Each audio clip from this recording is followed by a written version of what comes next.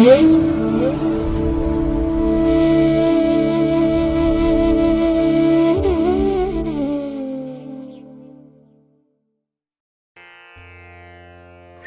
ಮಹಾಗಣಪತೇ ನಮಃ.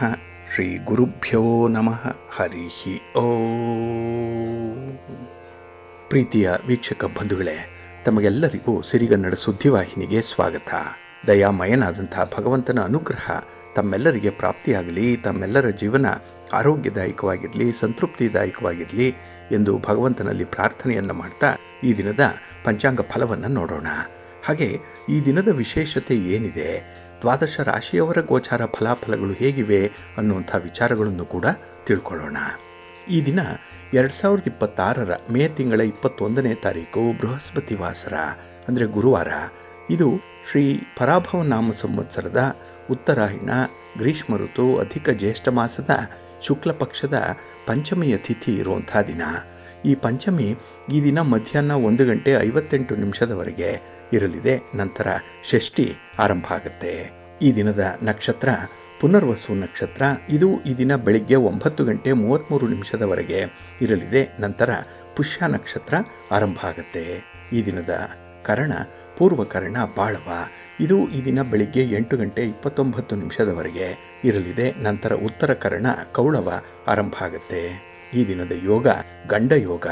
ಇದು ಈ ದಿನ ಬೆಳಿಗ್ಗೆ 10:58 ಇರಲಿದೆ. ನಂತರ ವೃದ್ಧಿ ಯೋಗ ಆರಂಭ ಆಗುತ್ತೆ. ಈ ದಿನ ದಿಕ್ಷೂಲೆ ಇರುವಂಥದ್ದು ದಕ್ಷಿಣ ದಿಕ್ಕಿಗೆ. ಹಾಗೆ ಈ ದಿನ ಸೂರ್ಯ ಇರುವಂಥ ರಾಶಿ ವೃಷಭ, ಚಂದ್ರ ಇರುವಂಥ ರಾಶಿ ಕರ್ಕಾಟಕ.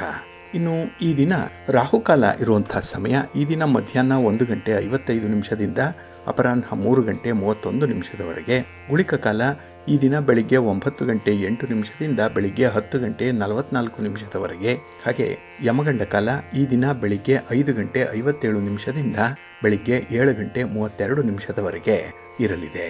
ಇನ್ನು ಈ ದಿನ ದುಷ್ಟ ಮುಹೂರ್ತ ಇರುವಂಥ ಸಮಯ ಈ ದಿನ ಬೆಳಿಗ್ಗೆ 10:01 ಬೆಳಿಗ್ಗೆ 10:55 ಹಾಗೆ ಅಪರಾಹ್ನ 3:29 ಅಪರಾಹ್ನ 4:23 ದುಷ್ಟ ಮುಹೂರ್ತ ಇರುವಂಥ ಸಮಯ. ಹಾಗಾಗಿ ಈ ಸಮಯದಲ್ಲಿ ಯಾವುದೇ ಪ್ರಯಾಣವನ್ನಾಗಲಿ ಯಾವುದೇ ಶುಭ ಕಾರ್ಯಗಳನ್ನಾಗಲಿ ಆರಂಭ ಮಾಡಬೇಡಿ. ಏಕೆಂದರೆ ನೀವು ಯಾವುದೇ ಚಟುವಟಿಕೆಗಳನ್ನು ಈ ದುರ್ಮುಹೂರ್ತದ ಸಮಯದಲ್ಲಿ ಆರಂಭ ಮಾಡಿದರೆ ಅದರಿಂದ ಬರುವಂಥ ಫಲಿತಾಂಶಗಳು ಅಷ್ಟೊಂದು ಅನುಕೂಲಕರವಾಗಿ ಇರೋದಿಲ್ಲ. ಆದ್ದರಿಂದಲೇ ಈ ದುಷ್ಟ ಮುಹೂರ್ತವನ್ನು ಅವಾಯ್ಡ್ ಮಾಡುವಂಥದ್ದು ತುಂಬ ಉತ್ತಮ. ಇನ್ನು ಈ ದಿನ ಅಭಿಜಿತ್ ಮುಹೂರ್ತ ಇರುವಂಥ ಸಮಯ ಈ ದಿನ ಬೆಳಿಗ್ಗೆ 11:50 ಮಧ್ಯಾಹ್ನ 12:45 ಅಭಿಜಿತ್ ಮುಹೂರ್ತದ ಸಮಯ. ಇನ್ನು ಈ ದಿನ ವಿಶೇಷವಾಗಿ ಅಮೃತ ಕಾಲ ಇರುವಂಥ ಸಮಯ ಈ ದಿನ ರಾತ್ರಿ 8:47 ರಾತ್ರಿ 10:17 ಅಮೃತ ಕಾಲದ ಸಮಯ. ಇನ್ನು ಈ ದಿನ ಚಗೋದಯದ ಲಾಭದ ಸಮಯ ಅಂತ ಹೇಳಿದ್ರೆ ಈ ದಿನ ಮಧ್ಯಾಹ್ನ 12:13 ಮಧ್ಯಾಹ್ನ 1:52 ಚಗೋದಯದ ಲಾಭದ ಸಮಯ. ಹಾಗಾಗಿ ವ್ಯಾಪಾರಸ್ಥರು, ವ್ಯವಹಾರಸ್ಥರು, ವರ್ತಕರು ಈ ಲಾಭದ ಸಮಯವನ್ನು ನೀವು ಅನುಸರಣೆ ಮಾಡ್ಬೋದು. ನಿಮ್ಮ ವ್ಯಾಪಾರಿ ಚಟುವಟಿಕೆಗಳನ್ನು ಈ ಸಮಯದಲ್ಲಿ ಆರಂಭ ಮಾಡಿ. ಈ ವ್ಯಾಪಾರಿ ಸಂಬಂಧವಾದಂತಹ ಪ್ರಯಾಣವನ್ನು ಕೂಡ ಈ ಚಗೋದಯದ ಸಮಯದಲ್ಲಿ ನೀವು ಆರಂಭ ಮಾಡೋದರಿಂದ ನಿಮಗೆ ಉತ್ತಮವಾದಂಥ ಫಲ ಸಿಕ್ಕತ್ತೆ, ನಿಮ್ಮ ಪ್ರಯತ್ನ ಈಡೇರುತ್ತೆ. ಹಾಗಾಗಿ ವ್ಯಾಪಾರದಲ್ಲಿ ಉತ್ತರೋತ್ತರ ಅಭಿವೃದ್ಧಿಯನ್ನು ಕಾಣಬೇಕು ಅಂದರೆ ಈ ಚಗೋದಯದ ಲಾಭದ ಸಮಯವನ್ನು ನೀವು ಪ್ರತಿನಿತ್ಯ ಕೇಳಿಸ್ಕೊಂಡು ಅನುಸರಣೆ ಮಾಡಿ ಒಳ್ಳೆಯದಾಗುತ್ತೆ.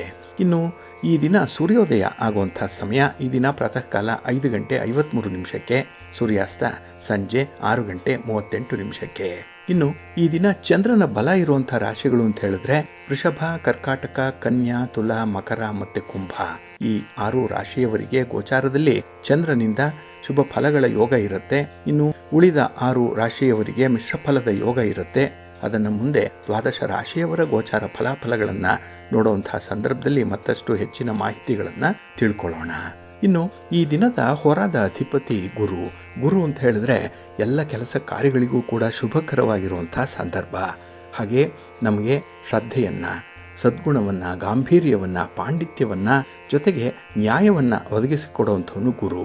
ಹಾಗಾಗಿ ಈ ದಿನದ ಕೆಲಸ ಕಾರ್ಯಗಳು ಬಹಳ ಅದ್ಭುತವಾದಂತಹ ಯಶಸ್ಸನ್ನು ತಂದುಕೊಡುತ್ತೆ. ಜೊತೆಗೆ ಗುರು ಜ್ಞಾನಕ್ಕೆ ಕಾರಕನಾಗಿರೋದ್ರಿಂದ, ಪಾಂಡಿತ್ಯಕ್ಕೆ ಕಾರಕನಾಗಿರೋದ್ರಿಂದ ಈ ದಿನ ಹೊಸದಾದಂತಹ ವಿಚಾರಗಳು ತಿಳಿಯಲ್ಪಡುತ್ತೆ. ಹಾಗಾಗಿ ಇಲ್ಲಿಯವರೆಗೆ ನಾವು ಅಜ್ಞಾನದಲ್ಲಿ ಇದ್ದಂತಹ ಒಂದು ಕ್ಷೇತ್ರದಲ್ಲಿ ಈ ದಿನ ಬೆಳಕು ಸಿಕ್ಕುವಂತಹ ಸಾಧ್ಯತೆ ಇದೆ. ಹಾಗಾಗಿ ಕೆಲವೊಂದು ವಿಚಾರಗಳಲ್ಲಿ ಹೆಚ್ಚಿನ ಮಾಹಿತಿಗಳು ಕೂಡ ಸಿಕ್ಕುವಂಥದ್ದು. ಇನ್ನು ಧನ ಪ್ರಾಪ್ತಿಗೆ, ಪುತ್ರ ಪ್ರಾಪ್ತಿಗೆ ಗುರು ಕಾರಕ. ಹಾಗಾಗಿ ವ್ಯಾಪಾರ ವ್ಯವಹಾರಗಳಲ್ಲಿ ಧನಲಾಭ ಇರ್ಬೋದು, ಸಂತಾನವನ್ನು ಬಯಸ್ತಾ ಇರುವಂಥವ್ರಿಗೆ ಸಂತಾನ ಪ್ರಾಪ್ತಿಯಾಗೋಲಿಕ್ಕೆ ಗುರುವಿನ ಅನುಗ್ರಹ ಈ ದಿನದಲ್ಲಿ ಪ್ರಾಪ್ತಿಯಾಗತ್ತೆ. ಹಾಗಾಗಿ ಈ ದಿನ ಎಲ್ಲ ಕೆಲಸ ಕಾರ್ಯಗಳು ಕೂಡ ತುಂಬ ಯಶಸ್ವಿಯಾಗಿ ನಡೆಯುವಂಥ ಸಾಧ್ಯತೆಗಳು ತುಂಬ ಇದೆ. ಅದರಲ್ಲೂ ಈ ದಿನದ ಕೆಲಸ ಕಾರ್ಯಗಳನ್ನು ಆದಷ್ಟು ಈ ದಿನ ನೀವು ಇರುವಂಥ ಗುರುಹೋರದಲ್ಲಿ ಆರಂಭ ಮಾಡೋದ್ರಿಂದ ಅದು ನಿಮಗೆ ಅತ್ಯುತ್ತಮವಾದಂತಹ ಫಲವನ್ನು ತಂದುಕೊಡುತ್ತೆ. ಏಕೆಂದರೆ ಗುರುಹೋರ ನಿಮಗೆ ತುಂಬ ಸಪೋರ್ಟಿವ್ ಆಗಿರುತ್ತೆ ಈ ದಿನ. ಹಾಗಾಗಿ ಗುರುಹೋರ ಇರುವಂಥ ಸಮಯ ಈ ದಿನ ಬೆಳಿಗ್ಗೆ 5 ಗಂಟೆ 27 ನಿಮಿಷದಿಂದ ಬೆಳಿಗ್ಗೆ 6 ಗಂಟೆ 35 ನಿಮಿಷದವರೆಗೆ. ಇನ್ನು ಮಧ್ಯಾಹ್ನ 1 ಗಂಟೆ 25 ನಿಮಿಷದಿಂದ ಮಧ್ಯಾಹ್ನ 2 ಗಂಟೆ 33 ನಿಮಿಷದವರೆಗೆ. ಹಾಗೆ ರಾತ್ರಿ 8 ಗಂಟೆ 51 ನಿಮಿಷದಿಂದ ರಾತ್ರಿ 9 ಗಂಟೆ 43 ನಿಮಿಷದವರೆಗೆ ಗುರುಹೋರ ಇರುವಂಥ ಸಮಯ. ಇದನ್ನು ಈ ದಿನ ನೀವು ಅನುಸರಣೆ ಮಾಡಬಹುದು, ಒಳ್ಳೆಯದಾಗತ್ತೆ. ಆದರೆ ಈ ದಿನ ಇರುವಂಥ ಶನಿ ಹೋರಾದಲ್ಲಿ ಏನಾದರೂ ನಿಮ್ಮ ಚಟುವಟಿಕೆಗಳು ಆರಂಭ ಆಗಿದ್ದರೆ ಅದು ಅಷ್ಟೊಂದು ಉತ್ತಮ ಫಲವನ್ನು ತರಲ್ಲ, ಮಧ್ಯಮ ಫಲ ಇರುವಂಥದ್ದು. ಏಕೆಂದರೆ ಶನಿ ಮಂದಗತಿಯಲ್ಲಿ ಚಲಿಸೋನಾದ್ರಿಂದ ನಿಮ್ಮ ಕೆಲಸ ಕಾರ್ಯಗಳ ಆರಂಭ ಕೂಡ ನಿಧಾನ ಆಗುತ್ತೆ, ಫಲಿತಾಂಶಗಳು ಕೂಡ ಬಹಳ ತಡವಾಗಿ ಬರುತ್ತೆ. ಅದಕ್ಕಾಗಿಯೇ ಕೆಲವೊಂದು ಪ್ರಮುಖವಾಗಿರುವಂತಹ ಕೆಲಸ ಕಾರ್ಯಗಳನ್ನು ಆದಷ್ಟು ಶನಿ ಹೋರಾದಲ್ಲಿ ಪ್ರಾರಂಭ ಮಾಡಬೇಡಿ. ಇನ್ನು ನಿಮ್ಮ ಪ್ರಯಾಣವನ್ನು ಕೂಡ ಶನಿ ಹೋರಾದಲ್ಲಿ ಮಾಡಬೇಡಿ, ಏಕೆಂದರೆ ಪ್ರಯಾಣದ ಉದ್ದೇಶ ಬೇಗ ಈಡೇರಲ್ಲ. ಹಾಗಾಗಿ ಈ ದಿನ ಶನಿ ಹೋರ ಇರುವಂಥ ಸಮಯ ಈ ದಿನ ಮಧ್ಯಾಹ್ನ 12 ಗಂಟೆ 17 ನಿಮಿಷದಿಂದ ಮಧ್ಯಾಹ್ನ 1 ಗಂಟೆ 25 ನಿಮಿಷದವರೆಗೆ. ಇನ್ನು ರಾತ್ರಿ 7 ಗಂಟೆ 59 ನಿಮಿಷದಿಂದ ರಾತ್ರಿ 8 ಗಂಟೆ 51 ನಿಮಿಷದವರೆಗೆ. ಹಾಗೆ ರಾತ್ರಿ 2 ಗಂಟೆ 1 ನಿಮಿಷದಿಂದ ರಾತ್ರಿ 2 ಗಂಟೆ 53 ನಿಮಿಷದವರೆಗೆ ಶನಿ ಹೋರ ಇರುವಂಥ ಸಮಯ. ಇದನ್ನು ಈ ದಿನ ನೀವು ಸ್ವಲ್ಪ ಅವಾಯ್ಡ್ ಮಾಡ್ಕೊಳ್ಳಿ, ಒಳ್ಳೆಯದಾಗುತ್ತೆ. ಇನ್ನು ಈ ದಿನ ಇರುವಂಥ ಬುಧ ಹೋರ ಏನಿದೆ ಇದನ್ನು ಕೂಡ ನೀವು ಸ್ವಲ್ಪ ಅವಾಯ್ಡ್ ಮಾಡಬೇಕು. ಇದು ಅನ್ಫೇವರಬಲ್ ಆಗೇ ಇರುವಂಥದ್ದು. ಅದರಲ್ಲೂ ಪಾರ್ಟ್ನರ್ಶಿಪ್ಪಲ್ಲಿ ವ್ಯವಹಾರ ಮಾಡುವಂಥವ್ರು, ಆರ್ಬಿಟ್ರೇಷನ್ನು, ನೆಗೋಷಿಯೇಷನ್ಸ್ ಇತ್ಯಾದಿ ವಿಚಾರಗಳಲ್ಲಿ ಬುಧ ಹೋರ ನಿಮಗೆ ಸಪೋರ್ಟಿವ್ ಆಗಿ ಇರಲ್ಲ. ಹಾಗಾಗಿ ವ್ಯಾಪಾರಸ್ಥರು, ವ್ಯವಹಾರಸ್ಥರು, ವರ್ತಕರು ಯಾವುದೇ ದಾಖಲೆ ಪತ್ರಗಳಿಗೆ ಸಹಿ ಮಾಡುವಂಥದ್ದಾಗಲಿ, ನಿಮ್ಮ ವ್ಯಾಪಾರದ ವಿಸ್ತರಣೆಯಾಗಲಿ ಅಥವಾ ವ್ಯಾಪಾರಿ ಸಂಬಂಧವಾಗಿ ಮಾಡುವಂಥ ಪ್ರಯಾಣವನ್ನಾಗಲಿ ಆದಷ್ಟು ಬುಧ ಹೋರದಲ್ಲಿ ಮಾಡಬೇಡಿ. ಇದನ್ನು ಅವಾಯ್ಡ್ ಮಾಡಿಕೊಳ್ಳುವಂಥದ್ದು ಉತ್ತಮ. ಹಾಗಾಗಿ ಈ ದಿನ ಬುಧ ಹೋರ ಇರುವಂಥ ಸಮಯ ಈ ದಿನ ಬೆಳಿಗ್ಗೆ 10 ಗಂಟೆಯಿಂದ ಬೆಳಿಗ್ಗೆ 11 ಗಂಟೆ 8 ನಿಮಿಷದವರೆಗೆ. ಇನ್ನು ಸಂಜೆ 5 ಗಂಟೆ 58 ನಿಮಿಷದಿಂದ ರಾತ್ರಿ 7 ಗಂಟೆ 7 ನಿಮಿಷದವರೆಗೆ. ಹಾಗೆ ರಾತ್ರಿ 12 ಗಂಟೆ 18 ನಿಮಿಷದಿಂದ ರಾತ್ರಿ 1 ಗಂಟೆ 9 ನಿಮಿಷದವರೆಗೆ ಬುಧ ಹೋರ ಇರುವಂಥ ಸಮಯ. ಇದನ್ನ ಈ ದಿನ ಸ್ವಲ್ಪ ಅವಾಯ್ಡ್ ಮಾಡ್ಕೊಳ್ಳಿ, ಒಳ್ಳೆಯದಾಗುತ್ತೆ. ಇನ್ನು ಈ ದಿನ ಇರುವಂಥ ರವಿ ಹೋರ ಏನಿದೆ ಅದು ಬಹಳ ಚೆನ್ನಾಗಿದೆ. ಅದರಲ್ಲೂ ಈ ದಾಖಲೆ ಪತ್ರಗಳಿಗೆ ಸಹಿ ಮಾಡುವಂಥ ವಿಚಾರ ಆಗಲಿ, ಗಣ್ಯರನ್ನ, ಹಿರಿಯರನ್ನ, ರಾಜಕಾರಣಿಗಳನ್ನ ಭೇಟಿ ಮಾಡುವಂಥ ವಿಚಾರ ಆಗಲಿ, ಇನ್ನು ಸರ್ಕಾರದ ಮಟ್ಟದಲ್ಲಿ ಆಗಬೇಕಾಗಿರುವಂತಹ ಕೆಲಸ ಕಾರ್ಯಗಳನ್ನು ಫಾಲೋ ಅಪ್ ಮಾಡುವಂಥದ್ದಾಗಲಿ ಅಥವಾ ಸರ್ಕಾರದ ಅಧಿಕಾರಿಗಳನ್ನು ಭೇಟಿ ಮಾಡುವಂಥದ್ದಾಗಲಿ ನಿಮ್ಮ ಉದ್ದೇಶದಲ್ಲಿದ್ದರೆ ಅದನ್ನು ರವಿ ಹೋರಾದಲ್ಲೇ ಮಾಡಿ. ಈ ದಿನ ಒಳ್ಳೆಯ ಫಲ ನಿಮಗೆ ಸಿಕ್ಕತ್ತೆ. ಜೊತೆಗೆ ವ್ಯಾಪಾರಿ ಸಂಬಂಧವಾದಂತಹ ಚಟುವಟಿಕೆಗಳಾಗಲಿ, ದಾಖಲೆ ಪತ್ರಗಳಿಗೆ ಸಹಿ ಮಾಡುವಂಥ ವಿಚಾರ ಆಗಲಿ, ಹಣಕಾಸಿನ ವ್ಯವಹಾರಗಳನ್ನಾಗಲಿ ರವಿ ಹೋರಾದಲ್ಲಿ ಮಾಡೋದ್ರಿಂದ ನಿಮಗೆ ತುಂಬ ಉಪಯುಕ್ತವಾದಂಥ ಫೇವರಬಲ್ ಆಗಿರುವಂಥ ಫಲಿತಾಂಶಗಳು ಸಿಕ್ಕತ್ತೆ. ಹಾಗಾಗಿ ಈ ದಿನ ರವಿ ಹೋರ ಇರುವಂಥ ಸಮಯ ಈ ದಿನ ಬೆಳಿಗ್ಗೆ 7 ಗಂಟೆ 44 ನಿಮಿಷದಿಂದ ಬೆಳಿಗ್ಗೆ 8 ಗಂಟೆ 52 ನಿಮಿಷದವರೆಗೆ. ಇನ್ನು ಅಪರಾಹ್ನ 3 ಗಂಟೆ 42 ನಿಮಿಷದಿಂದ ಸಂಜೆ 4 ಗಂಟೆ 50 ನಿಮಿಷದವರೆಗೆ. ಹಾಗೆ ರಾತ್ರಿ 10 ಗಂಟೆ 34 ನಿಮಿಷದಿಂದ ರಾತ್ರಿ 11 ಗಂಟೆ 26 ನಿಮಿಷದವರೆಗೆ ರವಿ ಹೋರ ಇರುವಂಥ ಸಮಯ. ಇದನ್ನು ಈ ದಿನ ನೀವು ಅನುಸರಣೆ ಮಾಡ್ಬೋದು, ಒಳ್ಳೆಯದಾಗತ್ತೆ. ಅದೇ ರೀತಿ ಈ ದಿನ ಇರುವಂಥ ಶುಕ್ರ ಹೋರ ಕೂಡ ತುಂಬ ಫೇವರಬಲ್ ಆಗಿದೆ. ಅದರಲ್ಲೂ ವಿವಾಹಕ್ಕೆ ಸಂಬಂಧಪಟ್ಟಂತಹ ಯಾವುದೇ ಚಟುವಟಿಕೆಗಳನ್ನಾಗಲಿ, ಯಾವುದೇ ಪೂರ್ವ ಸಿದ್ಧತೆಯನ್ನಾಗಲಿ ಅಥವಾ ಯಾವುದೇ ರೀತಿಯ ಪ್ರಯಾಣವನ್ನಾಗಲಿ ಶುಕ್ರ ಹೋರಾದಲ್ಲೇ ಆರಂಭ ಮಾಡೋದ್ರಿಂದ ಅತ್ಯುತ್ತಮವಾದಂತಹ ಫಲ ನಿಮಗೆ ಸಿಕ್ಕತ್ತೆ. ಇನ್ನು ರೇಷ್ಮೆ ವ್ಯಾಪಾರಿಗಳಿಗೆ, ಇಂಟೀರಿಯರ್ ಡಿಸೈನರ್ಸ್ಗೂ ಕೂಡ ಈ ಒಂದು ಸಂದರ್ಭದಲ್ಲಿ ನಿಮ್ಮ ವ್ಯಾಪಾರ ವ್ಯವಹಾರಗಳಲ್ಲಿ ಅನುಕೂಲಕರವಾದಂಥ ಒಂದು ಪ್ರಗತಿ ಇರುತ್ತೆ. ಇನ್ನು ನಿಮ್ಮ ಕ್ಲೈಂಟ್ಸನ್ನು ಮೀಟ್ ಮಾಡುವಂಥ ವಿಚಾರ ಆಗಲಿ, ಹಣದ ಲೇವಾದೇವಿ ವ್ಯವಹಾರಗಳನ್ನು ಮಾಡುವಂಥ ವಿಚಾರದಲ್ಲಾಗಲಿ ಶುಕ್ರ ಹೋರಾದಲ್ಲಿ ನೀವು ತೆಗೆದುಕೊಳ್ಳುವಂತಹ ತೀರ್ಮಾನಗಳು ಫಲಪ್ರದವಾಗುತ್ತೆ. ಹಾಗಾಗಿ ಈ ದಿನ ಶುಕ್ರ ಹೋರ ಇರುವಂತಹ ಸಮಯ ಈ ದಿನ ಬೆಳಿಗ್ಗೆ 8:52 ಬೆಳಿಗ್ಗೆ 10 ಇನ್ನು ಅಪರಾಹ್ನ 4:50 ಸಂಜೆ 5:58 ಹಾಗೆ ರಾತ್ರಿ 11:26 ರಾತ್ರಿ 12:18 ಶುಕ್ರ ಹೋರ ಇರುವಂತಹ ಸಮಯ. ಇದನ್ನು ಈ ದಿನ ನೀವು ಅನುಸರಣೆ ಮಾಡಬಹುದು, ಒಳ್ಳೆಯದಾಗುತ್ತೆ. ಹಾಗಾಗಿ ಬಂಧುಗಳೇ, ನಿಮ್ಮ ಕೆಲಸ ಕಾರ್ಯಗಳನ್ನು, ನಿಮ್ಮ ಚಟುವಟಿಕೆಗಳನ್ನು, ನಿಮ್ಮ ಪ್ರಯಾಣವನ್ನು ಒಳ್ಳೆಯ ಮುಹೂರ್ತದಲ್ಲಿ ಆರಂಭ ಮಾಡಿ. ಯಾವ ಮುಹೂರ್ತ ಚೆನ್ನಾಗಿದೆ, ಯಾವ ಹೊರ ಸೂಕ್ತವಾಗಿದೆ, ಇದನ್ನು ನೀವು ಪ್ರತಿನಿತ್ಯ ತಿಳ್ಕೊಳ್ಬೇಕು. ಅದಕ್ಕಾಗಿಯೇ ಸಿರಿಗನ್ನಡ ಸುದ್ದಿವಾಹಿನಿ ನಿತ್ಯ ಪ್ರಸಾರ ಮಾಡುವಂತಹ ಈ ಪಂಚಾಂಗದ ವಿವರಗಳನ್ನು ಕೇಳಿಸ್ಕೊಳ್ಳಿ. ಇದರಲ್ಲಿ ನಿಮಗೆ ಬೇಕಾದಂತಹ ಎಲ್ಲ ಮಾಹಿತಿಗಳು ಕೂಡ ಸಿಕ್ಕತ್ತೆ. ಇದನ್ನು ನೀವು ಅನುಸರಣೆ ಮಾಡೋದ್ರಿಂದ ಅಥವಾ ನಾವು ಈಗ ಹೇಳಿರುವಂತಹ ಕೆಲವೊಂದು ಉಪಯುಕ್ತವಾದಂತಹ ಸಮಯದಲ್ಲಿ, ಶುಭ ಸಮಯದಲ್ಲಿ ನಿಮ್ಮ ಕೆಲಸ ಕಾರ್ಯಗಳು ಆರಂಭ ಆದರೆ ಅದು ಅತ್ಯುತ್ತಮ ಫಲವನ್ನು ತಂದುಕೊಡುತ್ತೆ. ಹಾಗಾಗಿ ನಿಮ್ಮ ಪ್ರಯತ್ನ ಈಡೇರುತ್ತೆ, ನಿಮ್ಮ ಶ್ರಮ ಸಾರ್ಥಕವಾಗುತ್ತೆ, ನೀವು ಬಯಸಿದಂತಹ ಫಲಿತಾಂಶವನ್ನು ಪಡ್ಕೊಳ್ಳಿಕ್ಕೆ ಇದರಿಂದ ಸಾಧ್ಯವಾಗುತ್ತೆ. ಹಾಗಾಗಿ ಪಂಚಾಂಗ ನಿಮಗೆ ಮಾರ್ಗದರ್ಶಿಯಾಗಿರುತ್ತೆ. ಎಲ್ಲೂ ಕೂಡ ನೀವು ದಾರಿ ತಪ್ಪುವಂತಹ ಅವಕಾಶಗಳು ಸಿಕ್ಕಲ್ಲ. ಹಾಗಾಗಿನೇ ನಿಮ್ಮನ್ನು ಮುನ್ನಡೆಸುವಂಥದ್ದು ಪಂಚಾಂಗ. ಇದನ್ನು ಅನುಸರಣೆ ಮಾಡೋದ್ರಿಂದ ನಿಮಗೆ ಎಲ್ಲ ವಿಧದಲ್ಲೂ ಕೂಡ ಅನುಕೂಲ ಆಗುತ್ತೆ, ಒಳ್ಳೆಯದೇ ಆಗುತ್ತೆ. ಪ್ರೀತಿಯ ವೀಕ್ಷಕ ಬಂಧುಗಳೇ, ಈ ದಿನದ ವಿಶೇಷ ಕಾರ್ಯಕ್ರಮಕ್ಕೆ ತಮಗೆಲ್ಲರಿಗೂ ಕೂಡ ಸ್ವಾಗತವನ್ನು ಹೇಳ್ತಾ, ಈ ದಿನ ನಾವು ನೆನ್ನೆಯ ಸಂಚಿಕೆಯಲ್ಲಿ ವಿವಾಹದ ಬಗ್ಗೆ, ಅದರಲ್ಲೂ ಸಪ್ತಮ ಭಾವದ ಬಗ್ಗೆ, ಕಳತ್ರ ಕಾರಕನಾದಂತಹ ಶುಕ್ರನ ಬಗ್ಗೆ ಕೆಲವೊಂದು ಮಾಹಿತಿಗಳನ್ನು ನೋಡ್ತಾ ಇದ್ವಿ. ಅದರಲ್ಲೂ ವಿವಾಹ ಜೀವನಕ್ಕೆ ಶುಭ ಸೂಚಕರು ಅಂತ ಹೇಳಿದ್ರೆ ಚಂದ್ರ, ಗುರು ಮತ್ತೆ ಶುಕ್ರ. ವಿವಾಹಕ್ಕೆ ಮಾರಕರು ಅಂತ ಹೇಳಿದ್ರೆ ರವಿ, ಕುಜ, ಶನಿ, ರಾಹು ಮತ್ತೆ ಕೇತು. ಬುಧ ನ್ಯೂಟ್ರಲ್ ಆಗಿ ಇರುವಂಥವನು. ಈ ವಿಚಾರಗಳನ್ನು ತಿಳ್ಕೊಂಡ್ವಿ. ಜೊತೆಗೆ ತಡ ವಿವಾಹ ಯಾಕೆ ಆಗತ್ತೆ, ಅದರಲ್ಲೂ ಇಲ್ಲಿ ಕುಜ, ಶನಿ ಮತ್ತೆ ರಾಹು ಈ ಮೂವರಿಂದ ವಿವಾಹ ತಡ ಆಗತ್ತೆ. ಹಾಗೆ ತಡ ವಿವಾಹಕ್ಕೆ ಕಾರಣಗಳೇನು, ಯಾವ ಮನೆಯಲ್ಲಿ ದುಷ್ಟ ಗ್ರಹಗಳಿದ್ದಾಗ ತಡ ವಿವಾಹ ಆಗತ್ತೆ ಅನ್ನುವಂಥ ವಿಚಾರಗಳನ್ನು ನೋಡ್ತಾ ಇದ್ವಿ.